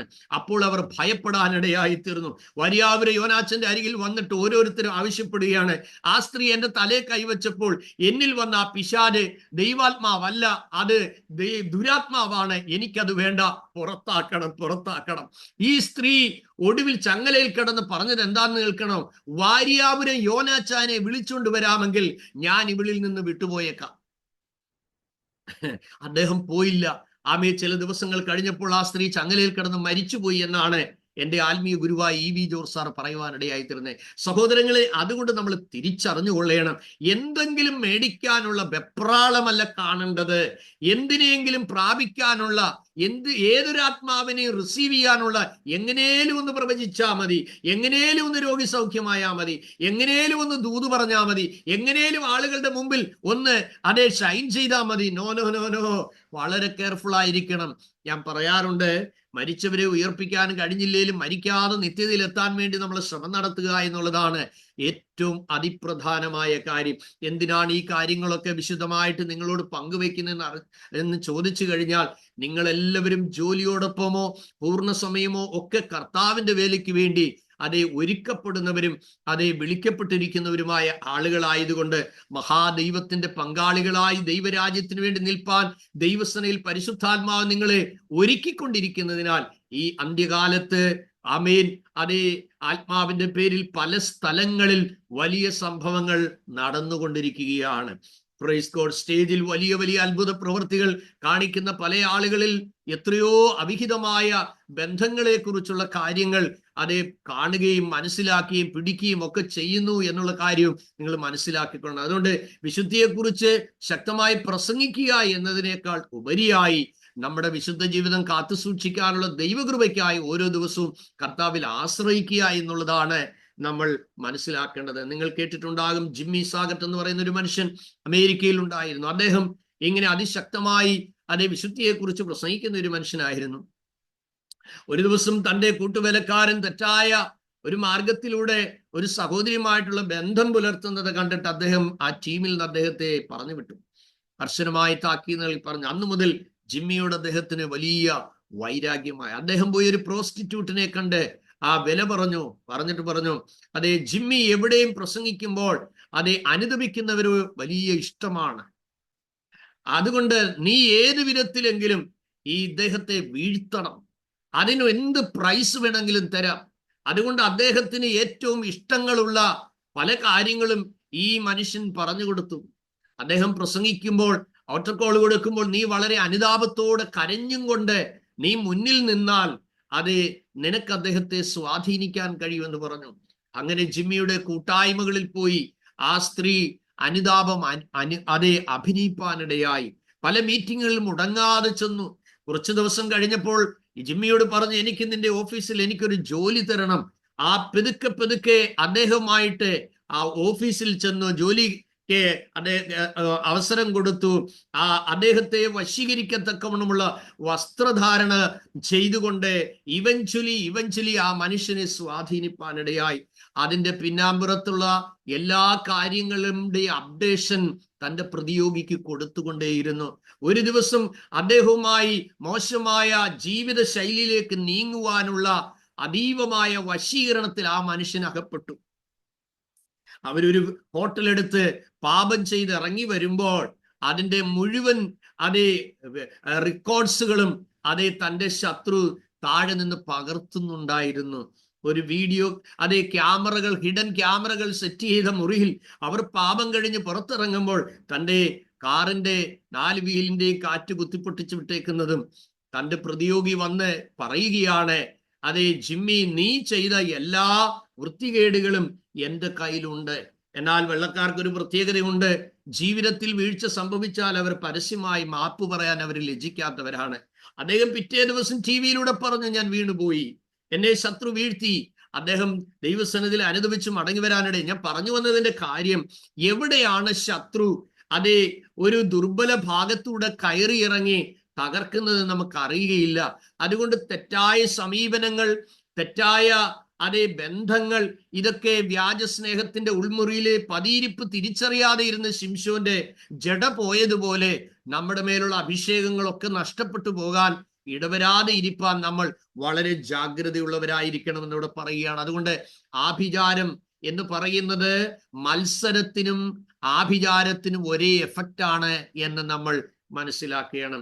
അതുകൊണ്ട് ആഭിചാരം മത്സരം ആഭിചാര ദോഷം പോലെയും ശാഠ്യം മിഥ്യാപൂജ പോലെയും ആകുന്നുവെന്ന് 1 ശമൂവേലിന്റെ പുസ്തകത്തിൽ നമ്മൾ കാണുന്നുണ്ട്. അടുത്ത 6-മത്തത് എന്താണ്? പകയാണ്.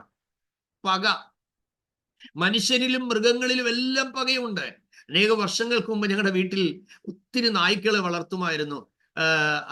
8-10 നായ്ക്കൾ ഞങ്ങളുടെ വീട്ടിലുണ്ടായിരുന്നു. കാരണം പറമ്പന്ന് ഒത്തിരി ഉള്ളത് കൊണ്ട് മറ്റ് ശല്യങ്ങൾ ഉണ്ടാകാതെ. ഇപ്പൊ ദൂരെ നിന്നേ ആളുകൾ വിളിക്കും, മതിച്ചായോ വരുന്നേന്ന്. അപ്പോഴേക്കും ഒരു സൈന്യം ഇറങ്ങി അങ്ങ് ചെല്ലും. അപ്പോൾ അതിൽ ഇതിനെ അഴിച്ചു വിടുമ്പോൾ ബൗണ്ടറികളിലെല്ലാം പോകും.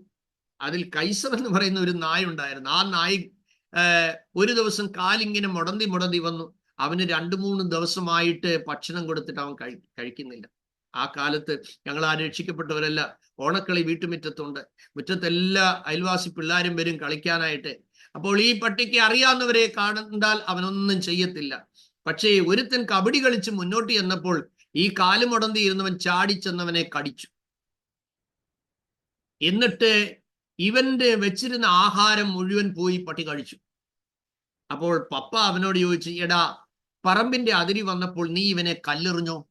പറഞ്ഞു, മാത്തിച്ചായ ഞാൻ കല്ലെറിഞ്ഞു. അപ്പൊ അതാ നിനക്ക് മേടിച്ചു കെട്ടിയത്. അപ്പൊ നായുടെ പക ചില ദിവസങ്ങളോളം ഉള്ളിൽ അവൻ ഉപവാസം ഇരുന്നുകൊണ്ട് കടിക്കാനിരിക്കുക. മനസ്സിലാകുന്നുണ്ടോ? അപ്പോൾ ആ നായിൽ നിന്ന് പഠിച്ച പാഠമാണ് പക. മനസ്സിലാക്കുന്നു. സഹോദരങ്ങളെ, നമ്മളോട് ആരെങ്കിലും എന്തെങ്കിലും ചെയ്തു കഴിഞ്ഞാൽ കുടിപ്പക പോലെ നമ്മുടെ ഉള്ളിൽ അത് വെച്ചിരിക്കത്തില്ല. നമ്മൾ പറയും, ഞാനതൊക്കെ ക്ഷമിച്ചു, പക്ഷെ എനിക്ക് മറക്കാൻ പറ്റുന്നില്ലെന്ന്. അപ്പോൾ ക്ഷമിച്ചില്ല. ക്ഷമിച്ചിട്ടുണ്ടെങ്കിൽ നമ്മൾ നിശ്ചയമായി മറക്കും. ഞാനെല്ലാം മറന്നു, ഞാനെല്ലാം ക്ഷമിച്ചു. ചിലർ ക്ഷമ ചോദിക്കുമ്പോൾ കണ്ടിട്ടില്ലേ, എന്തേലും കൊണ്ട് അങ്ങ് ക്ഷമിച്ചേക്കണേ. ആ ക്ഷമ ചോദ്യം ക്ലിയർ അല്ല. വ്യക്തമായിട്ട് പച്ചയ്ക്ക് പറയണം, ഇന്ന ഭാഗത്ത് എനിക്ക് ഇന്ന വാക്കുകളിൽ വീഴ്ച സംഭവിച്ചു പോയി, അത് ദൈവനാമത്തിൽ ക്ഷമിക്കണമെന്ന് ഹൃദയത്തിൽ നിന്ന് ചോദിച്ചെങ്കിലേ ആ വിഷയം ക്ലിയർ ആകത്തുള്ളൂ. അല്ലെ ചില സഭായോഗത്തിന് എഴുന്നേറ്റിട്ട് പറയും, ദൈവമക്കളെ എന്തേലും വന്നിട്ടുണ്ട് എല്ലാവരും അങ്ങ് ക്ഷമിച്ചേക്കണേ. എന്തിനാണ് നമ്മൾ ഇങ്ങനെയുള്ള വ്യർത്ഥമായ വാക്കുകൾ പറഞ്ഞ് സഭയിൽ ഉള്ള കൃപയുടെ നിങ്ങളെ നഷ്ടപ്പെടുത്തുന്നത്? അങ്ങനെയല്ല. നിങ്ങൾക്ക് ഒരാളിൽ നിന്ന് എന്തെങ്കിലും ഒരു വീഴ്ച സംഭവിച്ചാൽ, ഒരു മിസ്റ്റേക്ക് സംഭവിച്ചാൽ, തിരുവചനം പറയുന്നത് go and privately tell to him. അത് നേരെ ഡയറക്റ്റ് ചെന്ന് പറയണം. അവര് അതിനെ അംഗീകരിച്ചു കഴിഞ്ഞാൽ ഓക്കെ, ഇല്ലെങ്കിൽ സഭയിലുള്ള 2-3 ആളിനെ കൂട്ടി, നിങ്ങൾക്ക് വിശ്വസിക്കാൻ കഴിയുന്നവരെ കൂട്ടി അവരുമായി ഡിസ്കഷൻ ചെയ്യണം. അതിലും അംഗീകരിക്കുന്നില്ലെങ്കിലാണ് പിന്നെ സഭയായി ആ വിഷയത്തിന് തീരുമാനമെടുക്കേണ്ടത്. പണ്ടൊരപ്പച്ചൻ അതേ സഭയിൽ ഒരു സഹോദരനെ വിഷയം പരിഹരിക്കാനായി ചെന്നു. അദ്ദേഹത്തെ പരിഹരിക്കാനായിട്ട് ചെന്നപ്പോൾ അദ്ദേഹം അത് 7-ാം കൽപ്പന വിഷയത്തിൽ വീണ വ്യക്തിയാണ് എന്ന് പറഞ്ഞ് അദ്ദേഹത്തെ സഭയിൽ നിന്ന് മുടക്കണം. ഒരു സാധാരണക്കാരനായ ഒരു സഹോദരനാണ്. അപ്പൊ അദ്ദേഹത്തെ മുടക്കാൻ കേന്ദ്രത്തിൽ നിന്ന് ആളിനെ വിട്ടു. അപ്പോൾ അദ്ദേഹത്തിനെതിരെ ധാരാളം ദോഷങ്ങൾ ആളുകൾ എഴുന്നേറ്റ് പറഞ്ഞു. അതുകൊണ്ട് ഈ സഹോദരനെ ഒരു കാരണവശാലും ഇനി ഈ ചർച്ച വെച്ചുകൊണ്ടിരിക്കാൻ പറ്റത്തില്ല എന്നുള്ളൊരു തീരുമാനത്തിലേക്ക് എത്തി. അപ്പോൾ ഈ പ്രശ്നം പരിഹരിക്കാൻ വന്ന അദ്ദേഹം ആ സഹോദരനോട് ചോദിച്ചു, സഹോദര, എല്ലാവരും നിന്റെ മേൽ കുറ്റം ആരോപിക്കുന്നു, നിനക്ക് എന്തെങ്കിലും പറയാനുണ്ടോ? അദ്ദേഹം അപ്പോൾ സെക്രട്ടറി തുടങ്ങി, കമ്മിറ്റി അംഗങ്ങൾ തുടങ്ങി പലരുടെയും വിഷയങ്ങൾ, പ്രത്യക്ഷമായി അറിയാവുന്ന പല കാര്യങ്ങൾ തെളിവ് സഹിതം പറഞ്ഞു. അപ്പോൾ ഏറ്റവും വലിയ പ്രതി അവിടെയുള്ള പലരുമുണ്ടെന്ന് മനസ്സിലായി. എന്തായാലും ആദ്യത്തെ സഹോദരനെ വിസ്തരിച്ചതാണല്ലോ. അപ്പോൾ ഈ വന്ന പ്രശ്നം പരിഹരിക്കാൻ വന്ന ദൈവദാസൻ പൊതുവേദിയിൽ ഇങ്ങനെ പറഞ്ഞു, സഹോദരന്മാരെ, ആദ്യം നമ്മൾ വിസ്തരിച്ച ഈ സഹോദരനെ ഒരു കാരണവശാലും ദൈവസഭയുടെ ഒരു സഭകളിലും വെച്ചുകൊണ്ടിരിക്കാൻ കഴിയുകയില്ല. എന്നാൽ അദ്ദേഹത്തെ ഈ ചർച്ചിൽ ഒരു കാരണവശാലും മുടക്കേണ്ട ഒരാവശ്യവുമില്ല. ഇത് പറഞ്ഞേച്ച് അദ്ദേഹം കടന്നു പോകാൻ ഇടയായി തീർന്നു. അതുകൊണ്ട് സഹോദരങ്ങളെ, നമ്മൾ അതെ പക വെച്ചു പുലർത്തേണ്ട ഒരു കാര്യം അല്ല എന്ന് നമ്മൾ മനസ്സിലാക്കണം. 7-ാമത്തത് എന്താണ്? പിണക്കം. പിണക്കം ഇത് നമ്മുടെ ജീവിതത്തിൽ, ഞാനൊരു കൂട്ടായ്മയിൽ ഇരിക്കുമ്പോൾ ഒരു ബൈബിൾ ക്ലാസ് കഴിഞ്ഞേച്ച് മടങ്ങി വരികയാണ്. 3 ദിവസം കഴിഞ്ഞപ്പോൾ ആ സ്ഥലത്ത് വീണ്ടും പോകാൻ ദൈവാത്മാവ് എന്നോട് പറഞ്ഞു. ഞാൻ അവിടെ ചെന്നപ്പോൾ ഗുജറാത്തിയായ കുടുംബമാണ്. അവരെന്നെ, അവിടുത്തെ സഹോദരി പറഞ്ഞു, ദേഖോ പാസ്റ്റർ സാബ്, അഭി 4 दिन से बनाया हुआ चपाती पूरा इधर पड़ा है, अब तक मेरा पति खाया नहीं है. 3 ദിവസത്തിന് മുമ്പ് 3-4 ദിവസമായി ഉണ്ടാക്കിയ ചപ്പാത്തി എല്ലാം ഇവിടെ ഉണ്ടാക്കി വെച്ചിരിക്കുകയാണ്, അദ്ദേഹം കഴിച്ചിട്ടില്ല. സ്തോത്രം. അപ്പൊ ഞാൻ ചോദിച്ചു, എന്താ സംഭവിച്ചത്? അതെ പാസ്റ്റർ, അദ്ദേഹം എന്നോട് ചോദിച്ചു, നീ രക്ഷിക്കപ്പെടുന്നതിന് മുമ്പ് എന്തൊക്കെ പാപങ്ങൾ ചെയ്തിട്ടുണ്ട്? അപ്പോൾ ഞാൻ എൻ്റെ നിഷ്കളങ്കത്തിൽ അത് പറഞ്ഞു. അന്നു മുതൽ എന്നോട് കുടിപ്പുക ആരംഭിച്ചു. ആ സഹോദരി വളർന്നത് ഒരു പ്രോസ്റ്റിറ്റ്യൂട്ടിന്റെ മകളായിട്ടാണ് ആ സ്ത്രീ ജനിച്ചു വളർന്നത്. കുറെ കാലങ്ങൾ കഴിഞ്ഞു. ഈ കുഞ്ഞ് ഒരു അറിവായ സമയം മുതൽ അമ്മ ഈ കുഞ്ഞിനെ വിൽക്കാൻ തുടങ്ങി. അങ്ങനെ അതിദാരുണമായ വേദനയിലൂടെയാണ് ആ കുട്ടി കടന്നുപോയത്. വളരെ നെടുവീർപ്പോടുകൂടിയാണ് ആ കുട്ടി തന്റെ സാക്ഷ്യം പറയാനിടയായി തീർന്നത്. പലപ്പോഴും സൗഹൃദം വർദ്ധിക്കുമ്പോൾ നിങ്ങളുടെ പിൻകാല ചരിത്രങ്ങളെ തുറന്നു വെക്കാൻ ശ്രമം ഒരിക്കലും നടത്തരുത്. ദൈവം ക്ഷമിച്ചത്, ദൈവം സമുദ്രത്തിന്റെ ആഴങ്ങളിൽ ഞാൻ എറിഞ്ഞു കളഞ്ഞിരിക്കുന്നു, അവയിനി ഒരു നാളും ഓർക്കുകയില്ല എന്ന് പറഞ്ഞ് ദൈവം ക്ഷമിച്ചതും ദൈവം മായ്ച്ചു കളഞ്ഞതുമായ പഴയകാല ചരിത്രങ്ങളെ തുറന്ന് ലോകത്തോട് കാണിക്കാൻ എത്ര സൗഹൃദമുള്ളവരാണെങ്കിലും ദൈവം ക്ഷമിച്ചതിനെയും ദൈവം മൂടിക്കളഞ്ഞതിനെയും മാന്തുവാനുള്ള പ്രലോഭനങ്ങൾ ഉണ്ടാകുമ്പോൾ ക്രിസ്തുവിൽ നിങ്ങൾക്ക് ലഭിച്ച പ്രാഗൽഭ്യത്തെ നഷ്ടപ്പെടുത്താൻ സാത്താൻ ഒരിക്കലും അവസരം നൽകരുത് എന്നും കൂടെ ഞാനത് അതിൽ ഓർപ്പിക്കുകയാണ്. അപ്പോൾ സഹോദരങ്ങൾ തമ്മിലുള്ള പിണക്കം, രക്തബന്ധങ്ങൾ തമ്മിലുള്ള പിണക്കം, ഹൃദയാകൽച്ചകൾ, ഇതൊക്കെ പിണക്കത്തിന് കാരണമാകുന്നു. പിന്നെ ജാരശങ്ക, തെറ്റായിട്ടുള്ള ബന്ധങ്ങളിലേക്ക് ചായ്വാനുള്ള ആ മനോഭാവവും ശ്രമങ്ങളും നമ്മൾ ഒഴിവാക്കണം. അടുത്തത് എന്താണ്? ക്രോധം. ചില ആളുകൾക്ക് കോപവും ക്രോധവും, കോപത്തിന്റെ ജ്യേഷ്ഠനാണ് ക്രോധം എന്ന് മനസ്സിലാക്കണം. അതിന്റെ കാഠിന്യം കൂടിക്കഴിഞ്ഞു കഴിഞ്ഞാൽ കണ്ണ് കാണത്തില്ല, പിന്നെ എന്തുവാ പറയേണ്ടിയെന്ന് അറിയത്തില്ല.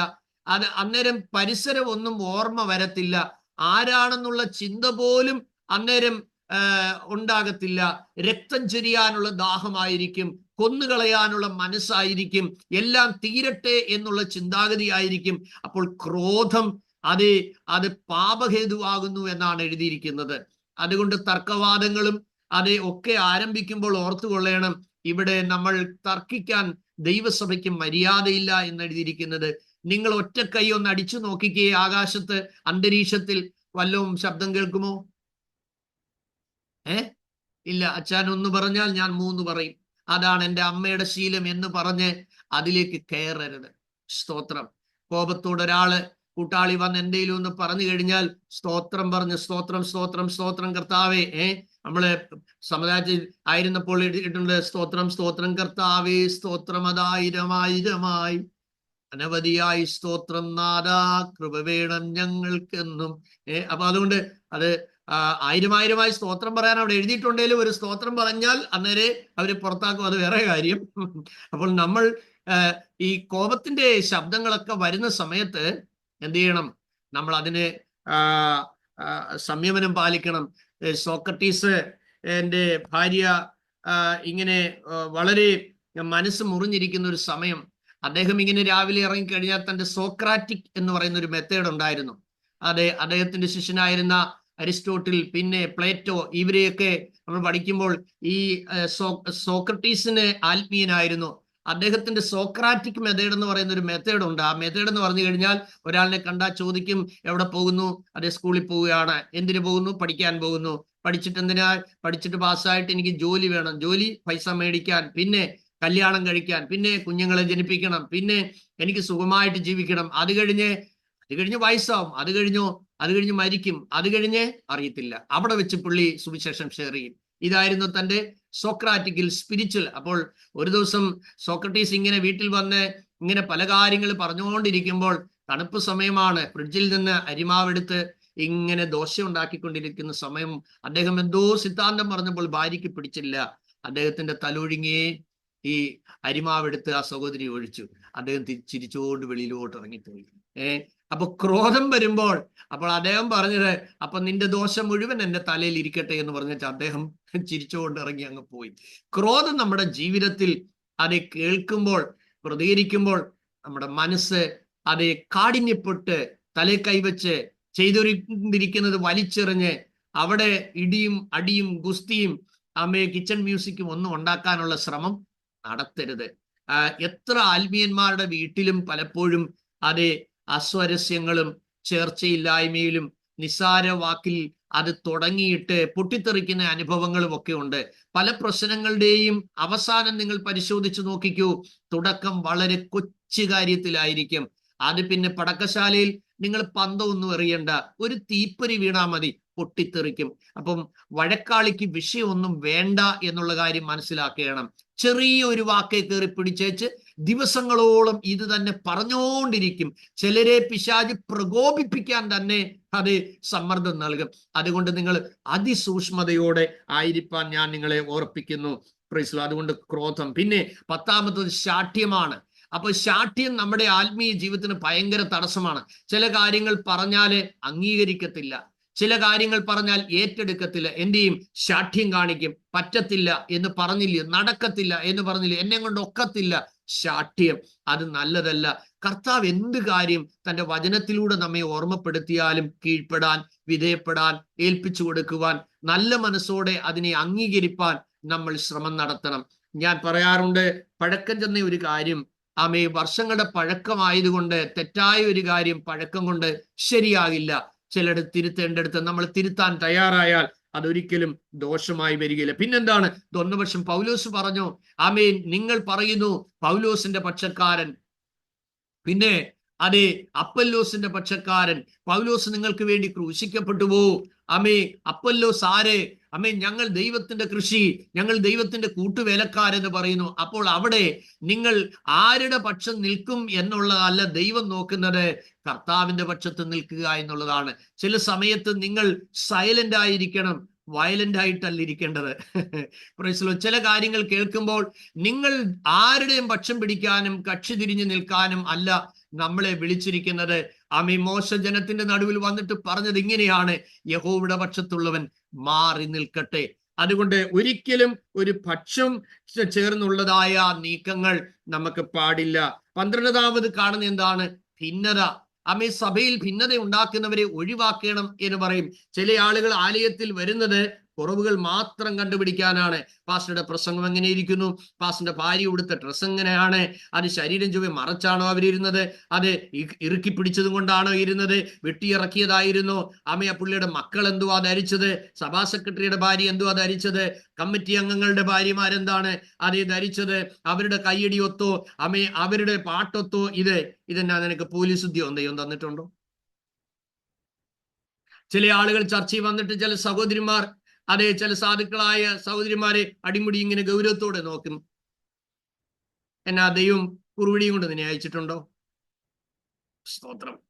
സഹോദരങ്ങളെ, ഇതെല്ലാം ഇടർച്ചയുടെ ആത്മാവാണ്. ഇതൊക്കെ ഭിന്നതയുണ്ടാക്കാൻ ശ്രമം നടത്തുന്ന ആത്മാവാണ്. അതുകൊണ്ട് ദൈവവചന വെളിച്ചത്തിൽ നമ്മൾ മനസ്സിലാക്കണം, കയ്പുള്ള ഒരു വേരും നമ്മൾ മുളപ്പിക്കാൻ ഇടയാകരുത്. നിങ്ങളുടെ ഉള്ളിൽ കയ്പ് കാണരുത്, പുളിപ്പ് കാണരുത്. ഇതെല്ലാം കർത്താവ് പറയുന്നുണ്ട്. ആമേൻ. അതുകൊണ്ട് ആരോടും കയ്പായിരിക്കരുത് എന്നുള്ളത് തിരുവചനം നമ്മളെ മനസ്സിലാക്കുന്നു. അതുകൊണ്ട് ഭിന്നത ഒഴിവാക്കണം. 13ാമത്തത് എന്താണ്? അസൂയയാണ്. എന്താണ് അസൂയ? കണ്ടോ, ഇത്രയും വില കൂടിയ സാരിയുടെ ആവശ്യം ഉണ്ടായിരുന്നു? ഇത്രയും വില കൂടിയ ഒരു വാച്ച് സമയം അറിഞ്ഞാൽ പോരായോ? ഇത്രയും വില കൂടിയ വാച്ച് വേണമായിരുന്നു? പണ്ടൊരു അപ്പച്ചൻ ഉണ്ടായിരുന്നു. അയൽവാസിയുടെ വീട്ടിൽ നല്ലൊരു വീട് വെച്ച് കഴിഞ്ഞപ്പോഴത്തേന് പറഞ്ഞു, ഇതൊന്നും ശരിയായ ഒരു പോക്കല്ല, ദൈവമക്കൾ ലളിതമായി ജീവിക്കണം, ദൈവമക്കള് ആർഭാടമായി ജീവിക്കരുത്. അപ്പച്ചൻ കുറച്ചു നാൾ കഴിഞ്ഞ് മക്കളൊക്കെ ഗതിയൊക്കെ ആയി അമേരിക്കയിലൊക്കെ പോയി തിരിച്ചു വന്നു. പിന്നെ അപ്പച്ചനെ കൊണ്ടുപോയി. അപ്പോൾ അപ്പച്ചൻ മുണ്ട് മാത്രമാണ് ഭക്തന്മാരുടെ വേഷം എന്ന് പറഞ്ഞ് അപ്പച്ചൻ അമേരിക്കയിൽ ചെന്നേച്ച് പാൻറ്റും ജീൻസും ഒക്കെ ഇട്ട് നടക്കുകയും ആ ഫോട്ടോ ഒക്കെ എടുത്ത് അയക്കുകയൊക്കെ ചെയ്തു. അപ്പച്ചൻ നാട്ടിൽ വന്നപ്പോൾ ഒരു റോൾഡ് ഗോൾഡ് വാച്ചും ഒക്കെ കെട്ടി അവിടുത്തെ പിള്ളേരുടെ ഫാഷനിൽ അപ്പച്ചന്റെ മീശയൊക്കെ വെച്ച് റെഡിയാക്കി അപ്പച്ചനെ നല്ല കുട്ടപ്പനാക്കി നാട്ടിലയച്ച് സാക്ഷ്യം പറയാൻ എഴുന്നേറ്റ് നിന്നപ്പോൾ പുറകിലിരുന്ന അപ്പച്ചൻ ചോദിച്ചു, ഈ 15 വർഷത്തിന് മുമ്പുള്ള ജോർജ് കുട്ടിയാണോ ഈ ജോർജ് കുട്ടി എന്ന്? ദൈവമക്കളെ, എനിക്കൊരു സംശയം, വിഷയത്തിനായി പ്രാർത്ഥിക്കണമെന്ന് പറഞ്ഞ പുള്ളി അവിടെ ഇരുന്നു.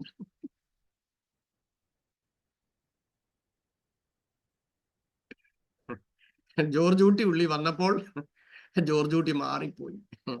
അതുകൊണ്ട് ഈ അസൂയ, ഇതിന് ഒരിക്കലും മരുന്നില്ല. ജലസിന് മരുന്നേ ഇല്ല. അവൻ പറയും, പിന്നെ മാർക്ക് കൂടുതൽ മേടിക്കുന്ന ശോശാമ്മയുടെ കുഞ്ഞിനെ കണ്ടേച്ച് ഏലിക്കുട്ടി വന്നേച്ച് കൊച്ചിനെ കാപ്പിക്കടി വെച്ച് അങ്ങ് ചതയ്ക്കുക. നിന്നെ എന്തിനാടി ഞാൻ വിട്ടത്?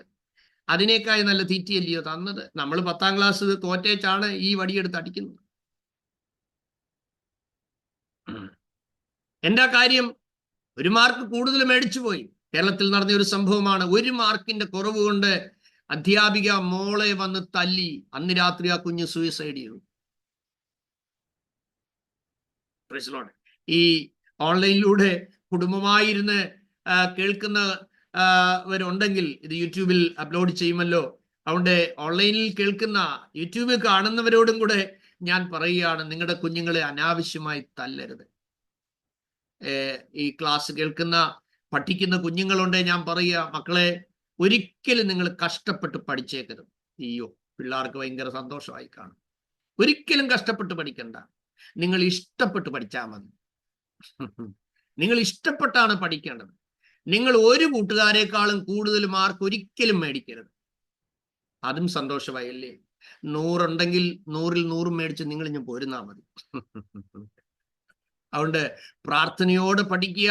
അതിന് പുറപ്പാട് 31-ാം അധ്യായം 1 മുതൽ 6 വരെയുള്ള വാക്യവും ദാനിയേൽ 1:17 പഠിക്കുന്ന കുഞ്ഞുങ്ങൾ വായിപ്പാനായിട്ട് ഞാൻ യൂട്യൂബിൽ കേൾക്കുന്നവരോടും വിശേഷാൽ ഓർപ്പിച്ച് ഞാൻ ആ ഭാഗം വിടുകയാണ്. അടുത്തത് എന്താണ്? മദ്യപാനം.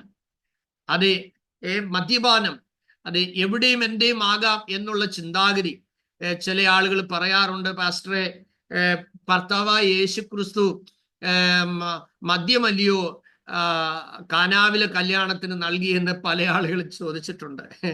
Praise God. നമ്മുടെ കർത്താവ് കൊടുത്ത ആ വൈൻ കുടിച്ചിട്ട് ആരും വിവസ്ത്രരായി വഴി കിടന്നതായിട്ടൊന്നും നമ്മൾ കാണുന്നില്ല. ആ വീഞ്ഞു കുടിച്ച് ആരുടെയും വീട്ടിൽ കലഹം ഉണ്ടായതായി നമ്മൾ കാണുന്നില്ല. മുന്തിരിച്ചാറ് അതെ സഭായോഗത്തിന് കൊണ്ടുവന്ന് കർത്താവിന്റെ മേശയ്ക്ക് നടത്തുമ്പോൾ ആരും കലഹമുണ്ടാക്കി വീട്ടിൽ പോയതായിട്ടൊന്നും നമ്മൾ കാണുന്നില്ല. അതുകൊണ്ട് മദ്യപാനം അതെ ആരോഗ്യത്തിന് ഹാനികരമാണെന്ന് ആ കുപ്പിയുടെ മുകളിൽ തന്നെ എഴുതി വച്ചിട്ടുണ്ട്. അതുകൊണ്ട് സഹോദരങ്ങളെ, അത് അങ്ങനെയുള്ള പ്രവർത്തികൾ ചെയ്യുന്നവർ ദൈവരാജ്യത്തിൽ കടക്കുകയില്ല എന്ന് എഴുതിയിട്ടുണ്ട്. ഇന്ന് അതൊക്കെയും സാരമില്ല, അജീർണത നിമിത്തം അല്പം സേവിക്കാമെന്ന് പൗലോസ് പറഞ്ഞിട്ടുണ്ടെന്ന വാക്യം പിടിച്ചുകൊണ്ട് മദ്യപിക്കുന്ന ആളുകളുണ്ട്. അവിടെ എന്താണ്, നിങ്ങളുടെ കുഞ്ഞുങ്ങൾക്കാണെങ്കിലും അതെ ദഹനത്തിന് 1 ടീസ്പൂൺ വൈൻ കൊടുത്താൽ ശരീരത്തിന് കുഴപ്പമൊന്നുമില്ല. അതിനർത്ഥം ഞങ്ങൾ ഇവിടെ കുടിക്കുന്നതെന്നല്ല, നോനവർ. അതെ, അപ്പോൾ അത് ദഹനത്തിന് നല്ല. പക്ഷേ മദ്യപാനം എന്ന് ഉദ്ദേശിക്കുന്നത് എന്താണ് ഇവിടെ? അതെ, റൂട്ടുമാറിയുള്ള ലഹരിക്കുള്ള അടിമത്വം. അതെ, അപ്പോൾ പാസ്റ്ററെ ലഹരി വരാതെ വണ്ണം വരെ കുടിക്കാൻ പറ്റുമോ? നോ. കാരണം എന്താണ്? നിങ്ങളുടെ മന്ദിരം 1 കൊരിന്ത്യർ 3-16 വാക്യം, know you not ye are the temple of the holy god. അതെ, നിങ്ങൾ ദൈവത്തിന്റെ മന്ദിരമെന്നും ദൈവത്തിന്റെ ആത്മാവ് നിങ്ങളിൽ വസിക്കുന്നുവെന്നും അറിയുന്നില്ലയോ? ആകയാൽ ദൈവത്തിന്റെ മന്ദിരം നശിപ്പിക്കുന്നവനെ ദൈവം നശിപ്പിക്കും. ദൈവത്തിന്റെ മന്ദിരം വിശുദ്ധമല്ലോ. അതുകൊണ്ട് കർത്താവോട് ഒരുമിച്ചിരുന്ന് കഴിക്കാവുന്നതും കുടിക്കാവുന്നതുമായിട്ടുള്ള കാര്യങ്ങളാണ് ഇത് എന്ന് തോന്നുന്നവർക്ക് മാത്രമേ അവന്റെ വരവിൽ തന്റെ പന്തിഭോജനത്തിന് ഇരിപ്പാൻ കഴിയുകയുള്ളൂ എന്ന് പറഞ്ഞ് ഞാൻ ആ ഭാഗം വിടുകയാണ്. ഒപ്പം മദ്യപാനം കൊണ്ടുള്ള ഗുണങ്ങൾ എന്തൊക്കെയാണ്? അതേ സദൃശവാക്യത്തിൽ പറയുന്നു, അവരെന്നെ അടിച്ചു, എനിക്ക് നൊന്തില്ല. Praise Lord. പണ്ടൊരാളിങ്ങനെ മദ്യപിച്ച് ഇങ്ങനെ വീട്ടിൽ പോകുന്ന വഴിക്ക് ഒരു മയിൽക്കുറ്റി ഇരിക്കുകയാണ്. ഊഹാഭോഗത്തിൽ തന്റെ ശത്രുവാണ് ആ മയിൽക്കുറ്റി എന്ന് തോന്നിയിട്ട്, എടാ ഒത്തിരി നാളായി നീ ഇവിടെ ഇരിക്കുക, മര്യാദയ്ക്ക് വീട്ടിൽ പൊക്കൂടായെന്ന് ചോദിച്ച് കാലുമടക്കി ഒറ്റയടി അടിച്ചു. കൊണ്ടത് മയിൽക്കുറ്റിയില്ല, കാലൊടിഞ്ഞ് അവിടെ കിടന്നു. അപ്പോൾ ബോധം പോയി കഴിഞ്ഞാൽ മദ്യപാനികൾ മാനത്തെ വെറുക്കും. എത്രയോ കുഞ്ഞുങ്ങളെയാണ് ഭവനത്തിൽ വന്നിട്ട് അതേ മോശമായി പെൺകുഞ്ഞുങ്ങളോട് പെരുമാറിയ സ്റ്റോറി എത്രയോ കേസിൽ പ്രതികളായി ജയിലുകളിൽ കിടപ്പുണ്ട്. അതേ, മകളെ പീഡിപ്പിച്ചതിന്, ലഹരിയുടെ ആഘാതത്താൽ മകളെ പീഡിപ്പിച്ചതിന് ജയിലിൽ അറസ്റ്റിലായി കിടക്കുന്ന അവരെയും, ഭാര്യയെ കൊന്നിട്ട് ജയിലിൽ കിടക്കുന്ന പലരെയും ഞാൻ തിരുവനന്തപുരത്ത് പൂജപ്പുര സെൻട്രൽ ജയിലിൽ പ്രസംഗിക്കാൻ പോയപ്പോൾ കാണാനിടയായി തീർന്നു. ദൈവമക്കളെ, നിങ്ങൾ തിരിച്ചറിഞ്ഞുകൊള്ളണം. അതേ, നോഹ മുന്തിരിത്തോട്ടം നട്ടുണ്ടാക്കി ലഹരി പിടിച്ച് കടന്നില്ലയോ എന്ന് ചോദിച്ച് മദ്യപിക്കുന്നവരുണ്ട്. അജീർണ നിമിത്തം അല്പം സേവിക്കാവുന്ന വാക്യത്തെ ബേസ് ചെയ്ത് കുടിക്കുന്നവരുണ്ട്. കർത്താവ് മുന്തിരിച്ചാറ് വെള്ളം വീഞ്ഞാങ്ങിക്കൊടുത്തതിനെ ബേസ് ചെയ്ത് കുടിക്കുന്നവരുണ്ട്. തിരിച്ചറിഞ്ഞുകൊള്ളണം, രാജ്യം ഭരിക്കുന്നവന് അത് പാടില്ല എന്ന് തിരുവചനം പറയുന്നുണ്ട്. അങ്ങനെ ഉണ്ടെങ്കിൽ ബിയറൊക്കെ കുടിക്കാമോ? ഇങ്ങനെയുള്ള കാര്യങ്ങളിലേക്കൊക്കെ പോകാമോ എന്ന് ചോദിച്ചു കഴിഞ്ഞാൽ ദാനിയേൽ അതിന് ശരിയായ മറുപടി നൽകും. എന്താണ്? 8-ാം വാക്യത്തിൽ 1:8 പറയുന്നു, തനിക്ക് അശുദ്ധി ഭവിക്കാതെ ഇരിക്കേണ്ടതിന് ദാനിയേൽ ഹൃദയത്തിൽ നിശ്ചയിച്ചു. രാജാവിന്റെ ഭോജനം കൊണ്ടും രാജാവ് കുടിക്കുന്ന വീഞ്ഞുകൊണ്ടും തന്നെ താൻ അശുദ്ധമാക്കുകയില്ല എന്ന് പറഞ്ഞ് താൻ ഹൃദയത്തിൽ നിശ്ചയിച്ചു എന്നാണ് എഴുതിയിരിക്കുന്നത്. അടുത്തത് എന്താണ്? 15-ാമത്തത് വെറിക്കൂത്താണ്. മോശമായ വസ്ത്രധാരണം ചെയ്തോ അല്ലെങ്കിൽ വസ്ത്രം ധരിക്കാതെയൊക്കെയുള്ള ക്ലബ്ബുകളിലും ബാറുകളിലും അഴിഞ്ഞാടുന്ന പല സ്ഥലങ്ങളിലും ഇന്ന് അനേകം ആളുകൾ കോടീശ്വരന്മാരുടെ മക്കളൊക്കെയും അതിൽ പോയി അംഗത്വം എടുത്തുകൊണ്ട് മ്ലേച്ഛമായത് മദ്യപാനത്തിനും വെറിക്കൂത്തിനും തെറ്റായുള്ളതായ ഡാൻസുകൾക്കും മോശമായ ലൈംഗികതയുടെ ആവേശങ്ങൾ ഉണ്ടാക്കുന്നതായ നൃത്തങ്ങളിലുമൊക്കെയും പങ്കെടുക്കുമ്പോൾ ഇതൊന്നും വലിയ പാപമല്ല, ഇതൊന്നും വലിയ വിഷയമല്ല. അങ്ങനെ നോക്കിയാൽ ആർക്ക് ജീവിക്കാൻ പറ്റും? നിങ്ങൾ ഏത് ജനറേഷനിലാ ജീവിക്കുന്നത് എന്നൊക്കെയുള്ള ചോദ്യങ്ങൾ ചെയ്ത് പെതുക്കെ അതിലേക്ക് വലിച്ചടിക്കുമ്പോൾ, നിങ്ങളൊരു ടൂറ് പോയാൽ, നിങ്ങളൊരു പ്രോഗ്രാമിന് പോയാൽ എല്ലാത്തിലും പങ്കെടുക്കാൻ നിങ്ങൾക്ക് കഴിഞ്ഞെന്ന് വരികയില്ല. മോശമായ ദൃശ്യങ്ങളും കാഴ്ചകളും അഭിനയങ്ങളും പ്രോഗ്രാമുകളും നാടകങ്ങളും മ്ലേച്ഛതയുടെ ചെവിയുള്ള ധാരാളം പാപദാഹത്തിന് പരവേശം നൽകുന്നതായ പല കാര്യങ്ങളുമൊക്കെയും നമ്മുടെ മുന്നിൽ വരാൻ സാധ്യതയുണ്ട്. ചിലത് തിരിച്ചറിഞ്ഞൊഴിഞ്ഞുകൊള്ളണം, ചിലത് സൂക്ഷിച്ചൊഴിഞ്ഞുകൊള്ളണം. ചിലർ നിങ്ങൾക്ക് ഭക്ഷണം തരുമ്പോൾ നിങ്ങളെ സേവിക്കുന്നവരുടെ വസ്ത്രധാരണങ്ങളൊക്കെ കണ്ട് ഭാരപ്പെട്ട് മാറിപ്പോകേണ്ട സാഹചര്യങ്ങൾ ചിലപ്പോൾ വന്നെന്ന് വരാം. വളരെ സൂക്ഷ്മതയോടും വളരെ ശ്രദ്ധയോടും കൂടെ വേണം ചെയ്യേണ്ടതായ. ഇപ്പൊ 15ാമത് നമ്മൾ കണ്ടത് എന്താണ്? വെറിക്കൂത്ത്, തെറ്റായിട്ടുള്ളതായ അതേ മൂവികൾ, തെറ്റായിട്ടുള്ള സർക്കസുകൾ, തെറ്റായിട്ടുള്ളതായ ആ പ്രോഗ്രാമുകൾ, ഇങ്ങനെയുള്ളതൊക്കെ നിങ്ങളുടെ മുന്നിൽ വരുമ്പോൾ ദൈവകൃപയിൽ നിന്ന് നിങ്ങളെ അകറ്റാൻ സാധ്യതയുള്ള എല്ലാറ്റിനും നിന്നും സൂക്ഷിച്ച് ഒഴിഞ്ഞുകൊള്ളണം. ഇനി നമ്മൾ മർക്കോസിന്റെ സുവിശേഷം 7ാമത്തെ അധ്യായം അതിന്റെ 2ാമത്തെ വാക്യത്തിൽ 25 മുതൽ 27 വരെയുള്ള വാക്യങ്ങളിൽ നമ്മൾ കാണുന്നതും കർത്താവ് പറഞ്ഞിട്ടുള്ള അതെ 13 കൂട്ടം കാര്യങ്ങളിൽ 3 നമ്മൾ ഓൾറെഡി ശ്രദ്ധിച്ചു കഴിഞ്ഞു. ദുചിന്ത, വ്യഭിചാരം, പരസംഗം എന്നുള്ളത്. 4ാമത്തത് അതെ കുലപാതകം എന്നുള്ളതാണ്. അപ്പോൾ നമ്മൾ ചിന്തിക്കും, നമ്മൾ ആരെയും കൊന്നിട്ടില്ലല്ലോ, അതെ ഞാൻ ആരെയും കൊന്നിട്ടില്ല, പക്ഷേ ഞാനും നിങ്ങളും പലപ്പോഴും ഇതിൽ പ്രതികളായിട്ടുണ്ടാകാം എന്നാണ് എൻ്റെ ചിന്ത. എന്താണ് അങ്ങനെ പറയാൻ കാരണം? സഹോദരനെ പകയ്ക്കുന്നവൻ കുലപാതകൻ എന്ന് തിരുവചനത്തിൽ കാണുന്നു. നിങ്ങൾ ആരോടെങ്കിലും പക വെച്ചുകൊണ്ടിരുന്നാൽ, ഏതെങ്കിലും സഹോദരിമാരോട് സഹോദരന്മാരോട് ചെയ്ത കാര്യങ്ങൾ ക്ഷമിക്കാൻ പറ്റുന്നില്ല, ചിലർ പറയും എൻ്റെ പാസ്റ്ററെ എന്നെ കൊണ്ടൊക്കത്തില്ല ക്ഷമിക്കാൻ, ആ കാര്യം മാത്രം എന്നോട് പറയരുത്, അവൾ എന്നോട് ചെയ്ത അത്ര കാഠിന്യമാണ്, അത്രയും ക്രൂരതയാണ്, അദ്ദേഹം എന്നോട് ചെയ്തത് അത്രയും ക്രൂരതയാണ്. സ്തോത്രം. സമയക്കുറവ് കൊണ്ട് പല കാര്യങ്ങളും ഞാൻ ഓർപ്പിക്കാൻ ആഗ്രഹിക്കുന്നില്ല. അതുകൊണ്ട് സഹോദരനെ പകയ്ക്കുന്നവൻ കുലപാതകൻ. നമ്മൾ പലപ്പോഴും ആരോടും ക്ഷമിക്കത്തില്ല എന്ന് പറയാറുണ്ട്. ഒരിക്കൽ പത്രോസ് ഇങ്ങനെ ചിന്തിച്ച് കർത്താവിനോട് ചോദിച്ചു, കർത്താവേ, എന്നോടൊരാള് എന്തെങ്കിലും കാണിച്ചാൽ എൻ്റെ സഹോദരനോട് ഞാൻ 7 പ്രാവശ്യം ക്ഷമിച്ചാൽ മതിയോ? പുള്ളിയുടെ ആ ലാസ്റ്റ് കൊണ്ടുവച്ചത് 7. കർത്താവ് എന്നാ പറഞ്ഞു? 770 ടൈം എന്ന് പറഞ്ഞാൽ മാക്സ് ഉള്ളവർ പറഞ്ഞാട്ടെ 490 പ്രാവശ്യം. അയ്യോ, 490 പ്രാവശ്യം ക്ഷമിക്കണമെന്നാ കർത്താവ് പറഞ്ഞത്. ദൈവത്തിന് സ്തോത്രം. അപ്പോൾ 490 പ്രാവശ്യം ക്ഷമിക്കാൻ പറ്റുമോ? ഒരമ്മച്ചിയോട് മരുമോള് ഇത് പഠിച്ചിട്ട് ചെന്നിട്ട് ചോദിച്ചു, അതെ അമ്മച്ചിക്ക് കോപമുണ്ടോ? അമ്മച്ചി ഇല്ല മോളെ. വീണ്ടും ചോദിച്ചു, കോപമുണ്ടോ മോളെ? അമ്മച്ചി ഇല്ല മോളെ. വീണ്ടും ചോദിച്ചു, അമ്മച്ചിക്ക് അപ്പൊ കോപം ഇല്ലയോ? ഇല്ലെന്നല്ലയോ പറഞ്ഞേ. വീണ്ടും ചോദിച്ചു, അമ്മച്ചിക്ക് കോപമേ ഇല്ലയോ? കോളറയിലെല്ലാം കൂടെ പിടിച്ച് കുലുക്കിയിട്ട് പറഞ്ഞു, നിന്നോടല്ലയോടി കോപമില്ലെന്ന് പറഞ്ഞേ. അപ്പോൾ അവിടെ എന്തുണ്ട്? ഉള്ളിൽ ഒളിഞ്ഞു കിടക്കുന്ന സാധനം എന്തുണ്ട്? അടിഞ്ഞു കിടക്കുകയാണ്. ഇതെല്ലാവരിലും ഉണ്ട് സഹോദരങ്ങളെ. പ്രകോപനം വരുമ്പോഴാണ് ഇതെല്ലാം ആക്ടിവേറ്റ് ആകുന്നത് എന്ന് നമ്മൾ തിരിച്ചറിഞ്ഞുകൊള്ളണം. അതുകൊണ്ട് അതേ സഹോദരനെ പകയ്ക്കുന്നവൻ കുലപാതകൻ. അപ്പോൾ പക വെച്ചുകൊണ്ടിരുന്നാലും കൊലപാതകമാണ്. അടുത്തത് എന്താണ്? മോഷണമാണ്. നമുക്ക് പല കാര്യങ്ങളും ഇഷ്ടപ്പെടും, കാശില്ലെങ്കിൽ അടിച്ചുകൊണ്ട് പോകുന്ന പ്രവണതയാകരുത്.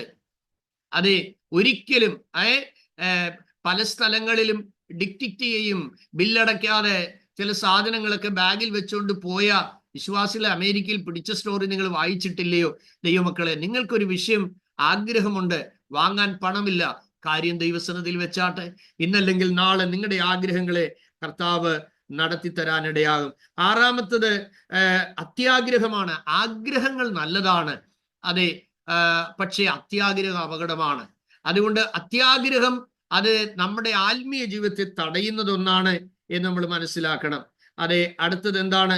ദുഷ്ടത. ചില ആളുകൾക്ക് എത്ര ആളുകളെ നോവിച്ചാലും സ്പിരിറ്റ് ഓഫ് സാഡിസം, അതെ, ആളുകളെ എന്ത് പറഞ്ഞാലും കുറ്റബോധമില്ല. ഞാൻ കഴിഞ്ഞ ദിവസം എവിടെയോ എപ്പോഴോ ഓർപ്പിച്ചത് ഞാൻ എൻ്റെ ഓർമ്മയിൽ വരുന്നു. ഒരിക്കലും ക്ഷമ പറയാത്തവനാണ് പിശാച്, ഒരിക്കലും കുറ്റബോധമില്ലാത്തവനാണ് പിശാച്. എത്ര നോവിച്ചാലും കൊതി തീരാത്തവനാണ് പിശാച്. എന്തുകൊണ്ട്? അവന്റെ ക്യാരക്ടർ അങ്ങനെയാണ്. അവൻ വരുന്നത് പ്രധാനപ്പെട്ട 3 കാര്യത്തിനാണ്. 1 അറുക്കണം, 2 മുടിക്കണം, 3 നശിപ്പിക്കണം. നോക്കുക, അപ്പോൾ എത്ര നോവിച്ചാലും മതിവരാത്ത, എത്ര ഉപദ്രവിച്ചാലും മതിവരാത്ത, എത്ര ദോഷം ചെയ്താലും മതിവരാത്ത ക്യാരക്ടറാണ് ദുഷ്ടത. അപ്പൊ ദോഷം ചെയ്യുന്ന സ്വഭാവത്തെ കുറിച്ചാണ് ദുഷ്ടത എന്ന് പറഞ്ഞിരിക്കുന്നത്. അടുത്തത് എന്താണ്? ചതിയാണ്. ഈ ചതി ഈ കാലത്ത് ഉന്നത മൂല്യമായി കാണുന്നവരാണ്. ഞങ്ങൾ പലരാൽ ചതിക്കപ്പെട്ടിട്ടുണ്ട്. സാമ്പത്തിക വിഷയത്തിൽ സ്നേഹഭാവം നടിച്ച്, ആത്മീയം നടിച്ച്, മിഷന് വേണ്ടി എല്ലാ സഹായങ്ങളും ചെയ്യാം എന്ന് പറഞ്ഞ് സ്വാധീനിച്ച് നമ്മളെ വർഷങ്ങളോളം അതേ ചതിച്ച്, ഒടുവിലാണ് ചതി അവരുടെ ഉന്നത മൂല്യമായിരുന്നു എന്ന് തിരിച്ചറിയാതെ പോയത്. ആ ചതിക്ക് സപ്പോർട്ട് ചെയ്യുന്ന 2 പ്രവാചകരെ എനിക്ക് ജീവിതത്തിൽ സംഭവിച്ചിട്ടുണ്ട്. അതുകൊണ്ടാണ് ഇതൊക്കെ ജീവിത അനുഭവത്തിൽ നിന്നാണ് ഇതെല്ലാം പറയുന്നത്. അതുകൊണ്ട് സെമിനാരിയിൽ പഠിക്കുന്ന, ഓൺലൈനിൽ പഠിക്കുന്ന വിദ്യാർത്ഥികളായ നിങ്ങൾക്ക് അത് ഞങ്ങൾക്ക് പറ്റിയ തകർച്ചകൾ, ഞങ്ങൾക്ക് പറ്റിയ വേദനകൾ, ഞങ്ങൾക്ക് പറ്റിയ ചതികൾ ഒരിക്കലും കർത്താവിന്റെ വേലയ്ക്ക് വേണ്ടി ഒരുക്കപ്പെടുന്ന നിങ്ങൾക്കോ നിങ്ങളുടെ തലമുറകൾക്കോ അത് ഭവിക്കാതിരിക്കാനാണ് ഇത് പങ്കുവെക്കുന്നത്. അടുത്തത് ദുഷ്കർമ്മം. അത് പാടില്ലാത്ത പ്രവർത്തികൾ ചെയ്യുവാൻ പ്രേരിതരാകുന്ന ആളുകൾ, അതെ, ഈ വിഷവിത്ത് വിതയ്ക്കുന്ന പല ആളുകളുണ്ട്. ആ ഒരു കാര്യമില്ലേലും ചുമ്മാ കമന്റ് പറയും. ദൈവമക്കളെ, അനാവശ്യമായ കമന്റുകൾ നിങ്ങൾ ഒഴിവാക്കണം. നിങ്ങൾക്കൊരു മെസ്സേജ് വന്നു, നിങ്ങളുടെ ഗ്രൂപ്പിൽ ഒരു മെസ്സേജ് വന്നു, ഉടനെ നിങ്ങൾ ഒരു ഐക്കൺ ഇടാനോ ഉടനെ നിങ്ങൾ അതിനൊരു പ്രതികരണം ഇടാനോ പോകരുത്. കാരണം നിങ്ങളുടെ വാക്കിന് നിങ്ങളോളം വിലയുണ്ട് എന്ന് മനസ്സിലാക്കിക്കൊള്ളേ. നിങ്ങളുടെ വാക്കിന് നിങ്ങളോളം വിലയുണ്ട്. അതുകൊണ്ട് നിങ്ങളുടെ വാല്യൂസ് കളയുന്ന വാക്കുകൾ അത് അപ്ലൈ ചെയ്യുവാൻ പാടില്ല. Apply your word the needed place only. ആവശ്യമുള്ളിടത്ത് മാത്രമേ നിങ്ങൾ അവൈലബിൾ ആകാവൂ. ആവശ്യമുള്ളിടത്ത് മാത്രമേ നിങ്ങളുടെ അധരങ്ങൾ തുറക്കാവൂ. ആവശ്യമുള്ളിടത്ത് മാത്രമേ നിങ്ങളുടെ ശബ്ദം അത് പുറപ്പെടാവൂ. ആ പുറപ്പെടുന്ന വാക്ക് ഒന്നുകിൽ ഒരു മനുഷ്യന് ഗുണം ചെയ്യുന്നതായിരിക്കണം, അല്ലെ മറ്റൊരാൾക്ക് നന്മയുടെ കാര്യത്തിൽ ഒരു പ്രോത്സാഹനം ഉള്ളതായിരിക്കണം, അല്ലെങ്കിൽ അവരുടെ ഫാമിലി ലൈഫിനെ എൻകറേജ് ചെയ്യുന്നതായിരിക്കണം, അല്ലെ അവരുടെ കുഞ്ഞുങ്ങളെ ബ്ലസ് ചെയ്യുന്നതായിരിക്കണം, അല്ലെ ആ ഒഫീഷ്യൽ സ്ഥാനത്ത് അവർക്കൊരു ആത്മീയ ബൂസ്റ്റിങ്ങോ അല്ലെങ്കിൽ അവരുടെ കരിയറിലുള്ള ഒരു സ്ട്രോങ് അവയർനെസ്സോ അല്ലെങ്കിൽ അവരുടെ ബ്ലെസ്സിങ്ങിനോ ഉതകുന്ന വാക്കുകൾ മാത്രമേ നിങ്ങൾ പറയാൻ തയ്യാറാകാവൂ. പത്താമത്തെ എന്താണ്? വിടക്ക് കണ്ണുകൾ. ചില പറയൂ, അവള് കണ്ണിട്ടതിന് ശേഷം എൻ്റെ കുഞ്ഞ് ഒരു വഹയും കഴിക്കുന്നില്ല. പണ്ടത്തെ അമ്മച്ചിമാരുണ്ട്, കൊച്ചുങ്ങളെ മുറത്തിനകത്ത് കൊണ്ടുവച്ചെന്ന് കറക്കുന്ന ആളുകളുണ്ട്. കടു കുറച്ച് വാരിയിട്ട് കുഞ്ഞുങ്ങളുടെ തലയങ്ങോട്ട് 3 വട്ടം കറക്കി വെച്ച് അത് കടു കൊണ്ടു ചെന്ന് തീക്കകത്തിട്ടേച്ച് പൊട്ടുമ്പോൾ വിചാരിക്കുന്നത് അവിടെ കണ്ണിതോടെ പൊട്ടിപ്പോയി എന്നുള്ളത്. സഹോദരങ്ങളെ, ദൈവത്തിന്റെ ദൃഷ്ടി നിങ്ങളുടെ മേലും നിങ്ങളുടെ സന്തതി മേലും ഉണ്ടെങ്കിൽ അതിലാണ് നിങ്ങൾ സന്തോഷിക്കേണ്ടത്. ഏത് വിടക്ക് കണ്ണ് നിങ്ങൾക്കെതിരെ വന്നാലും അതെ, ഏത് കരിഞ്ഞു പോകുന്ന അവളൊന്ന് നോക്കിയാൽ മതി, ആ പ്ലാവയിലുള്ളത് മുഴുവൻ അടന്നുപോയി, ആ മാവേലുള്ളത് മുഴുവൻ പൊഴിഞ്ഞുപോയി. സഹോദരങ്ങളെ, നിങ്ങൾക്ക് തന്ന നന്മയിന്മേൽ നിങ്ങൾ കരനീട്ടി പ്രാർത്ഥിക്കണം. അതിനു ചുറ്റും കാവലായി, കോട്ടയായി, വേലിയായി, സംരക്ഷകനായി നിങ്ങൾക്ക് വേണ്ടി ഇരിക്കും എന്നുള്ള കാര്യം മറന്നു പോകരുത്. 11ാമത് നമ്മൾ കാണുന്ന ദൂഷണമാണ്. എന്താണ് അത്? ദൂഷണ വാക്കുകൾ, ഫോഷ്ക്ക് പറഞ്ഞുകൊണ്ട് നടക്കുക, ദുർഭാഷണം സംസാരിച്ചുകൊണ്ട് നടക്കുക, വ്യാജ വർത്തമാനം പറഞ്ഞുകൊണ്ട് നടക്കുക. ചില ആളുകൾക്ക് രാവിലെ തുടങ്ങി രാത്രി വരെ എത്ര പേരെ ഫോൺ വിളിച്ചാലും മതി വരികയില്ല. ഇങ്ങനെയുള്ള ആളുകളൊക്കെ എന്തെങ്കിലും ആക്ടിവിറ്റീസിൽ ഇൻവോൾവ് ആകണം. നിങ്ങൾക്ക് എന്തെങ്കിലും എംബ്രോയിഡറി വർക്ക് താല്പര്യമുണ്ടെങ്കിൽ അത് പഠിക്കണം. ചിത്രം വരയ്ക്കാൻ താല്പര്യമുണ്ടെങ്കിൽ നിങ്ങൾ ചിത്രം വരയ്ക്കണം. അല്ലെങ്കിൽ നല്ല ബുക്സ് റീഡ് ചെയ്തേച്ച് അതിന്റെ കണ്ടന്റുകൾ നിങ്ങൾ എഴുതി വെക്കാൻ ശ്രമിക്കണം. അല്ലെങ്കിൽ നല്ലപോലെ കുക്ക് ചെയ്യാനായിട്ട് പഠിക്കുക. അല്ലെങ്കിൽ നല്ല നല്ല അത് കൊച്ചു കൊച്ചു കോഴ്സുകൾ, നിങ്ങൾ സർട്ടിഫിക്കറ്റ് കോഴ്സുകൾ എടുക്കാൻ ശ്രമിക്കുക. എത്ര വയസ്സായാലും നിങ്ങൾക്ക് പഠിച്ചുകൊണ്ടേയിരിക്കാം. ഇപ്പോഴും എനിക്ക് പഠിക്കാൻ കൊതിയാണ്, പക്ഷെ എനിക്ക് സമയം കിട്ടുന്നില്ല, ശുശ്രൂഷയ്ക്ക് സമയം തികയാത്തത് കൊണ്ട്. അതുകൊണ്ട് എപ്പോഴും പഠനമാണ് എനിക്ക്, അത് വേറൊരു കാര്യം. എന്നാലും ഞാൻ പറഞ്ഞു വന്ന കാര്യം, നിങ്ങളുടെ സമയം ഒരിക്കലും ബോറടിച്ച് ദുർവിനിയോഗം ചെയ്യാതെ ഇരിക്കുക എന്നുള്ളതാണ്. 12ാമത്തെ കാര്യം അഹങ്കാരം. ഇത് നമ്മുടെ ജീവിതത്തിൽ ഏറ്റവും കൂടുതൽ അത് അഹങ്കാരികൾ എന്നുള്ള വാക്കുകൾ നമ്മൾ പല സ്ഥലങ്ങളിൽ വേദപുസ്തകത്തിൽ കാണുന്നുണ്ട്. അഹങ്കാരികളായി അവർ നടക്കുന്നു, ഇങ്ങനെയുള്ള വാക്കുകൾ. അപ്പോൾ ചില ആളുകൾക്ക് കൂടുതൽ അഹങ്കാര മനോഭാവം, മറ്റുള്ളവരെ കൊച്ചാക്കിയിട്ട് പെട്ടെന്ന് മിടുക്കനാകാൻ ശ്രമിക്കുന്ന കാര്യങ്ങൾ നമ്മൾ കേൾക്കാറുണ്ട്. ഒരിക്കൽ ഒരു വൃദ്ധനായ മനുഷ്യൻ കുടുംബവും, അദ്ദേഹം റിട്ടയർഡ് ആണ്, ഇങ്ങനെ ട്രെയിനിൽ യാത്ര ചെയ്യുകയാണ്. അഹങ്കാരിയായ ഒരു യുവാവ് ആ ട്രെയിനിൽ അവരോടൊപ്പം കയറി. ഇവർ പെട്ടിയൊക്കെ എടുത്ത് വെക്കാനായിട്ട് ഒരുങ്ങുമ്പോൾ അവരുടെ 5-6 ബാഗുകളുണ്ട്. പെട്ടെന്ന് ഈ ചെറുപ്പക്കാരൻ എടുത്തങ്ങോട്ട് മേളി വെച്ചിട്ട് പറഞ്ഞു, ഓ, ഇതൊന്നും എടുത്തു വെക്കാനുള്ള കഴിവൊന്നും ഇല്ലയോ? അടുത്ത ബാഗ് അമ്മച്ചി എടുക്കാൻ ശ്രമിച്ചു, അമ്മച്ചിയുടെ കയ്യിൽ നിന്ന് പിടിച്ചു പറിച്ചിട്ട് മേടിച്ചു. തള്ളെ, നിങ്ങൾക്ക് ഒരു ബലവും ഇല്ലയോ ഇത് എടുത്തു വെക്കാൻ? ഇങ്ങനെ 6 ബാഗും അവരെടുത്തു വെച്ചപ്പോൾ ആ ദമ്പതികൾ മുഖത്തോട് മുഖം നോക്കി. അവർക്ക് അല്പം മനഃശാസ്ത്രമൊക്കെ അറിയാവുന്ന ആളുകളാണ്. അപ്പോൾ അവര്, ഈ പയ്യൻ ആദ്യമായിട്ടാണ് കയറുന്നത്, മറ്റവര് റെഗുലറായിട്ട് യാത്ര ചെയ്യുന്നവരാണ്. അപ്പോൾ ആദ്യമായിട്ട് ഈ ട്രെയിനിൽ കയറിയ ഈ ചെറുപ്പക്കാരന്റെ ഈ അഹങ്കാരത്തിന്റെ നീക്കങ്ങളും പോക്കുകളും കണ്ടപ്പോൾ ആ വൃദ്ധ ദമ്പതികൾക്ക് ഒരു കാര്യം മനസ്സിലായി, ഈ ചെറുപ്പക്കാരനൊരു പാഠം പഠിപ്പിക്കേണ്ടത് ആവശ്യമാണ്. അപ്പോൾ ഈ അപ്പച്ചൻ ആ ട്രെയിനിന്റെ ചങ്ങല വലിക്കാനായിട്ടുള്ള താല്പര്യം കാണിച്ചു. ഒക്കാത്തതുപോലെ അപ്പച്ചൻ അഭിനയിച്ചു. ഉടനെ ആ ചങ്ങല വലിച്ചുകൊണ്ട് ആ ചെറുപ്പക്കാരൻ പറഞ്ഞു, ഹോ, ഇത്രയും ആരോഗ്യമുണ്ടായിട്ടും ഈ ചങ്ങല വലിക്കാനുള്ള കെപ്പൊന്നും നിങ്ങൾക്കില്ലാതെ പോയല്ലോ എന്ന്. ചങ്ങല വലിച്ചു. 2 മിനിറ്റിനകം വണ്ടി നിന്നു. വലിച്ച ചങ്ങലയുടെ ബോഗിയുടെ അരികിൽ പൈലറ്റ് വന്ന് നിന്നിട്ട് ചോദിച്ചു, ആരാണ് ചങ്ങല വലിച്ചത്? അപ്പോൾ ഇദ്ദേഹം വളരെ വളരെ പ്രാഗൽഭ്യത്തോടെ പറഞ്ഞു, ചങ്ങല ഞാനാണ് സർ വലിച്ചത്. അദ്ദേഹം പറഞ്ഞു, 400 രൂപ അടയ്ക്കണം. 400 രൂപ അടയ്ക്കണം? അതെ. അതെന്തിനാ അടയ്ക്കുന്നത്? അത്യാഹിതം വരുമ്പോൾ ആരാണോ വലിക്കുന്നത് അതിന് മാത്രമാണ് ഈ ചങ്ങല ഓരോ ക്യാബിനിലും ബ്രേക്കിന് വേണ്ടി വെച്ചിരിക്കുന്നത്. അപ്പോൾ 400 രൂപ അടയ്ക്കാത്തതുകൊണ്ട് ആളിനെ പിടിച്ച് അകത്ത് കൊണ്ടുപോയി. അതോടെ അവരുടെ അഹങ്കാരത്തിന് ശമനം ഉണ്ടായി. ചില തിക്താനുഭവങ്ങളാണ് നമ്മളെ മോട്ടിവേറ്റ് ചെയ്യുന്നത്, നമ്മളെ രൂപാന്തരപ്പെടുന്നത്. അതുകൊണ്ട് നമ്മൾ ഒരു സ്ഥലത്തും ഒന്നിലും അഹങ്കരിക്കരുത്, ഒന്നിലും നിഗളിക്കരുത്, ഒന്നിലും പുകഴരുത്, ഒന്നിലും പ്രശംസിക്കരുത്. പ്രശംസിക്കുന്നവൻ കർത്താവിൽ പ്രശംസിക്കണം.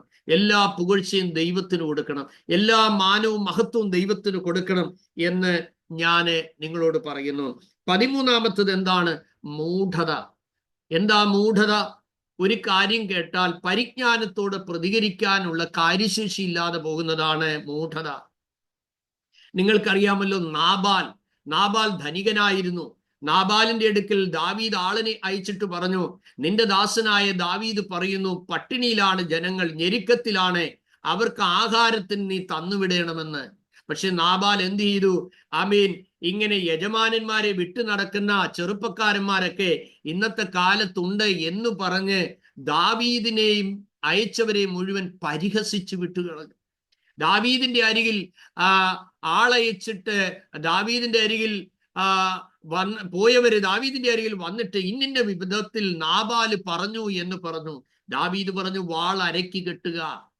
ഇനി ആ നേരം പുലരുന്നതിന് മുമ്പ് അവന്റെ ഗൃഹത്തെ മുഴുവൻ തകർത്ത് കളയണമെന്ന് വിചാരിച്ച് അതേ ദാവീദും ജനവും തയ്യാറായി വരുമ്പോൾ തന്റെ ഭർത്താവ് കാണിച്ചത് ഭോഷത്വമാണ് എന്ന് മനസ്സിലാക്കി വിവേകവതിയായ നാബാലിന്റെ ഭാര്യ വേഗത്തിൽ തനിക്ക് വേണ്ട ആഹാരവും എല്ലാം ഒരുക്കിക്കൊണ്ട് വേഗത്തിൽ അവനെ എതിരേൽപ്പാനിടയായി. അവന്റെ അരികിൽ ചെന്നിട്ട് പറഞ്ഞു, യജമാനൻ ക്ഷമിക്കണം, നാബാലെന്നല്ലയോ അവന്റെ പേര്. അതുകൊണ്ട് ആ രാജാവ് എന്തെല്ലാം ദോഷം നിരൂപിച്ചോ അതൊക്കെയും അതവന് ഭവിക്കട്ടെ എന്ന് പറഞ്ഞ് അവന്റെ മനസ്സിനെ തണുപ്പിച്ചു വിട്ടു. അപ്പോൾ ദാവീദ് പറഞ്ഞു, നീ വിവേകവതിയാണ്, പരിജ്ഞാനത്തോടുകൂടി നീ ഇത് എന്നോട് പ്രതികരിച്ചത് കൊണ്ട് നീ നിന്റെ ഗ്രഹവും അനുഗ്രഹിക്കപ്പെട്ടോൾ. പിന്നീട് നമ്മൾ എന്താണ് കാണുന്നത്? നാബാലിനെ യഹോവ ബാധിച്ചു, അവൻ രോഗിയായി, അവൻ മരിച്ചുപോയി. ഇതറിഞ്ഞതിന് ശേഷം ദാവീദ് ആ പ്രിയപ്പെട്ടവളെ അതേ മടക്കി സ്വീകരിപ്പാനിടയായി കാണുന്നു. അപ്പോൾ മൂഢത, അതേ പരിജ്ഞാനമില്ലാതെ ചെയ്യുന്ന ക്രിയകളെ ആണ് നാം മൂഢത എന്ന് മനസ്സിലാക്കുന്നത്. അങ്ങനെ അതേ നമ്മൾ സയന്റിഫിക്കേഷൻ എന്നുള്ള വിഷയത്തോടുള്ള ബന്ധത്തിൽ 6-ൽ പരം ക്ലാസ്സുകൾ നിങ്ങൾക്ക് ലഭിച്ച് ആ വിഷയം ഇവിടെ അവസാനിക്കുകയാണ്. കണ്ണുകളെ അടയ്ക്കാം, പ്രാർത്ഥിക്കാം. ആമേൻ. ദൈവസന്നിധിയിൽ നമ്മളെ തന്നെ ഏൽപ്പിക്കാം. ഇതൊക്കെ ശോധന ചെയ്യുവാനും തിരുത്തലിനു വേണ്ടിയും നമ്മുടെ ജീവിതത്തിൽ ജയകരമായ ക്രിസ്തീയ ജീവിതത്തിന് മുന്നോട്ട് പോകുവാനുമുള്ള ഏറിയ ദൈവകൃപയ്ക്ക് വേണ്ടി കർത്താവിന്റെ സന്നിധിയിൽ നിരന്തരമായി നമുക്ക് ആശ്രയിപ്പാൻ ദൈവത്തിന്റെ പരിശുദ്ധാത്മാവ് നമുക്ക് ഏവർക്കും കൃപ നൽകുമാറാകട്ടെ. കർത്താവിന്റെ ദാസൻ സാബു ആലിങ്കൽ പ്രാർത്ഥിച്ചാട്ടെ.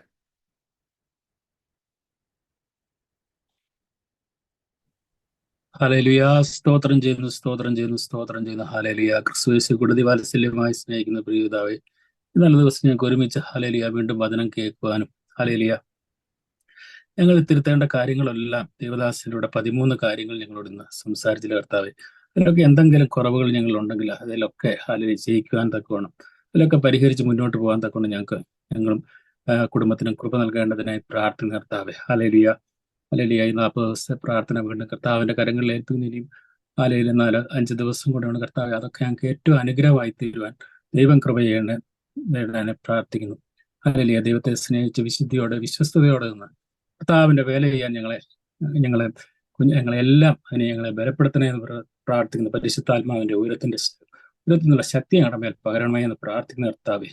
അല്ലെങ്കിൽ അനേകർക്ക് പകർന്നു കൊടുക്കാൻ, അനേകരെ അല്ലെങ്കിൽ കർത്താവിലേക്ക് ആദായപ്പെടുത്തുവാൻ ഞങ്ങളെല്ലാം ഒരുക്കണമേ എന്ന് പ്രാർത്ഥിക്കുന്നു. ഞങ്ങൾ വചനം ഞങ്ങളെ പഠിപ്പിക്കണേ വീണ്ടും. അല്ലെങ്കിൽ അത് പരിശുദ്ധാത്മാവിന്റെ ശക്തി ഇല്ലാതെ ഞങ്ങൾക്ക് സാധ്യമല്ല കർത്താവെ. പരിശുദ്ധാത്മാവിന്റെ ശക്തി ഞങ്ങൾക്ക് ഉയർത്തി നൽകണമേ എന്ന് പ്രാർത്ഥിക്കുന്നു. പ്രിയ ദേവദാസനെ കർത്താവിന്റെ കരങ്ങളിൽ ഏൽപ്പിക്കുന്ന കർത്താവെ. ഹല്ലേലൂയ. ഹല്ലേലൂയ. ദാസന് ശരീരത്തിന് വേണ്ട ആരോഗ്യവും ബലവും നല്ല സൗഖ്യം കൊടുക്കണമെന്ന് പ്രാർത്ഥിക്കും. വീണ്ടും ഹല്ലേലൂയ ഞങ്ങളെ പഠിപ്പിക്കുവാനും ഹല്ലേലൂയ മുന്നോട്ട് ഞങ്ങളെ നയിക്കുവാനും ദാസന് കൂടുതൽ കൃപ കൊടുക്കേണ്ടതിനെ പ്രാർത്ഥിക്കുന്നു. എല്ലാം ദൈവം അനുഗ്രഹമാക്കി തീർക്കണമെന്ന് പ്രാർത്ഥിക്കുന്നു. പ്രാർത്ഥന കേട്ടതിന് സ്തോത്രം ചെയ്ത യേശുവിന്റെ നാമത്തിൽ തന്നെ. ആമേൻ. ആമേൻ. Praise God. കർത്താവ് എല്ലാവരെയും അനുഗ്രഹിക്കട്ടെ.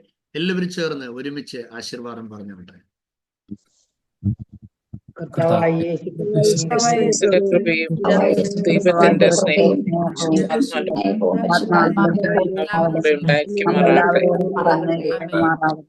ആമേൻ. സ്തോത്രം. എല്ലാവരെയും ധാരാളമായി അനുഗ്രഹിക്കട്ടെ. ഈവനിങ്ങിൽ നമുക്ക് വീണ്ടും കാണാം. പ്രിയപ്പെട്ടവരായ എല്ലാവരും പ്രാർത്ഥിക്കുന്നതിന് നന്ദി. കണ്ടിന്യൂ പ്രാർത്ഥിക്കുക. കർത്താവ് നമ്മെ അനുഗ്രഹിക്കട്ടെ. Thank you very much. Praise the Lord. Praise the Lord. Thank you. Praise the Lord.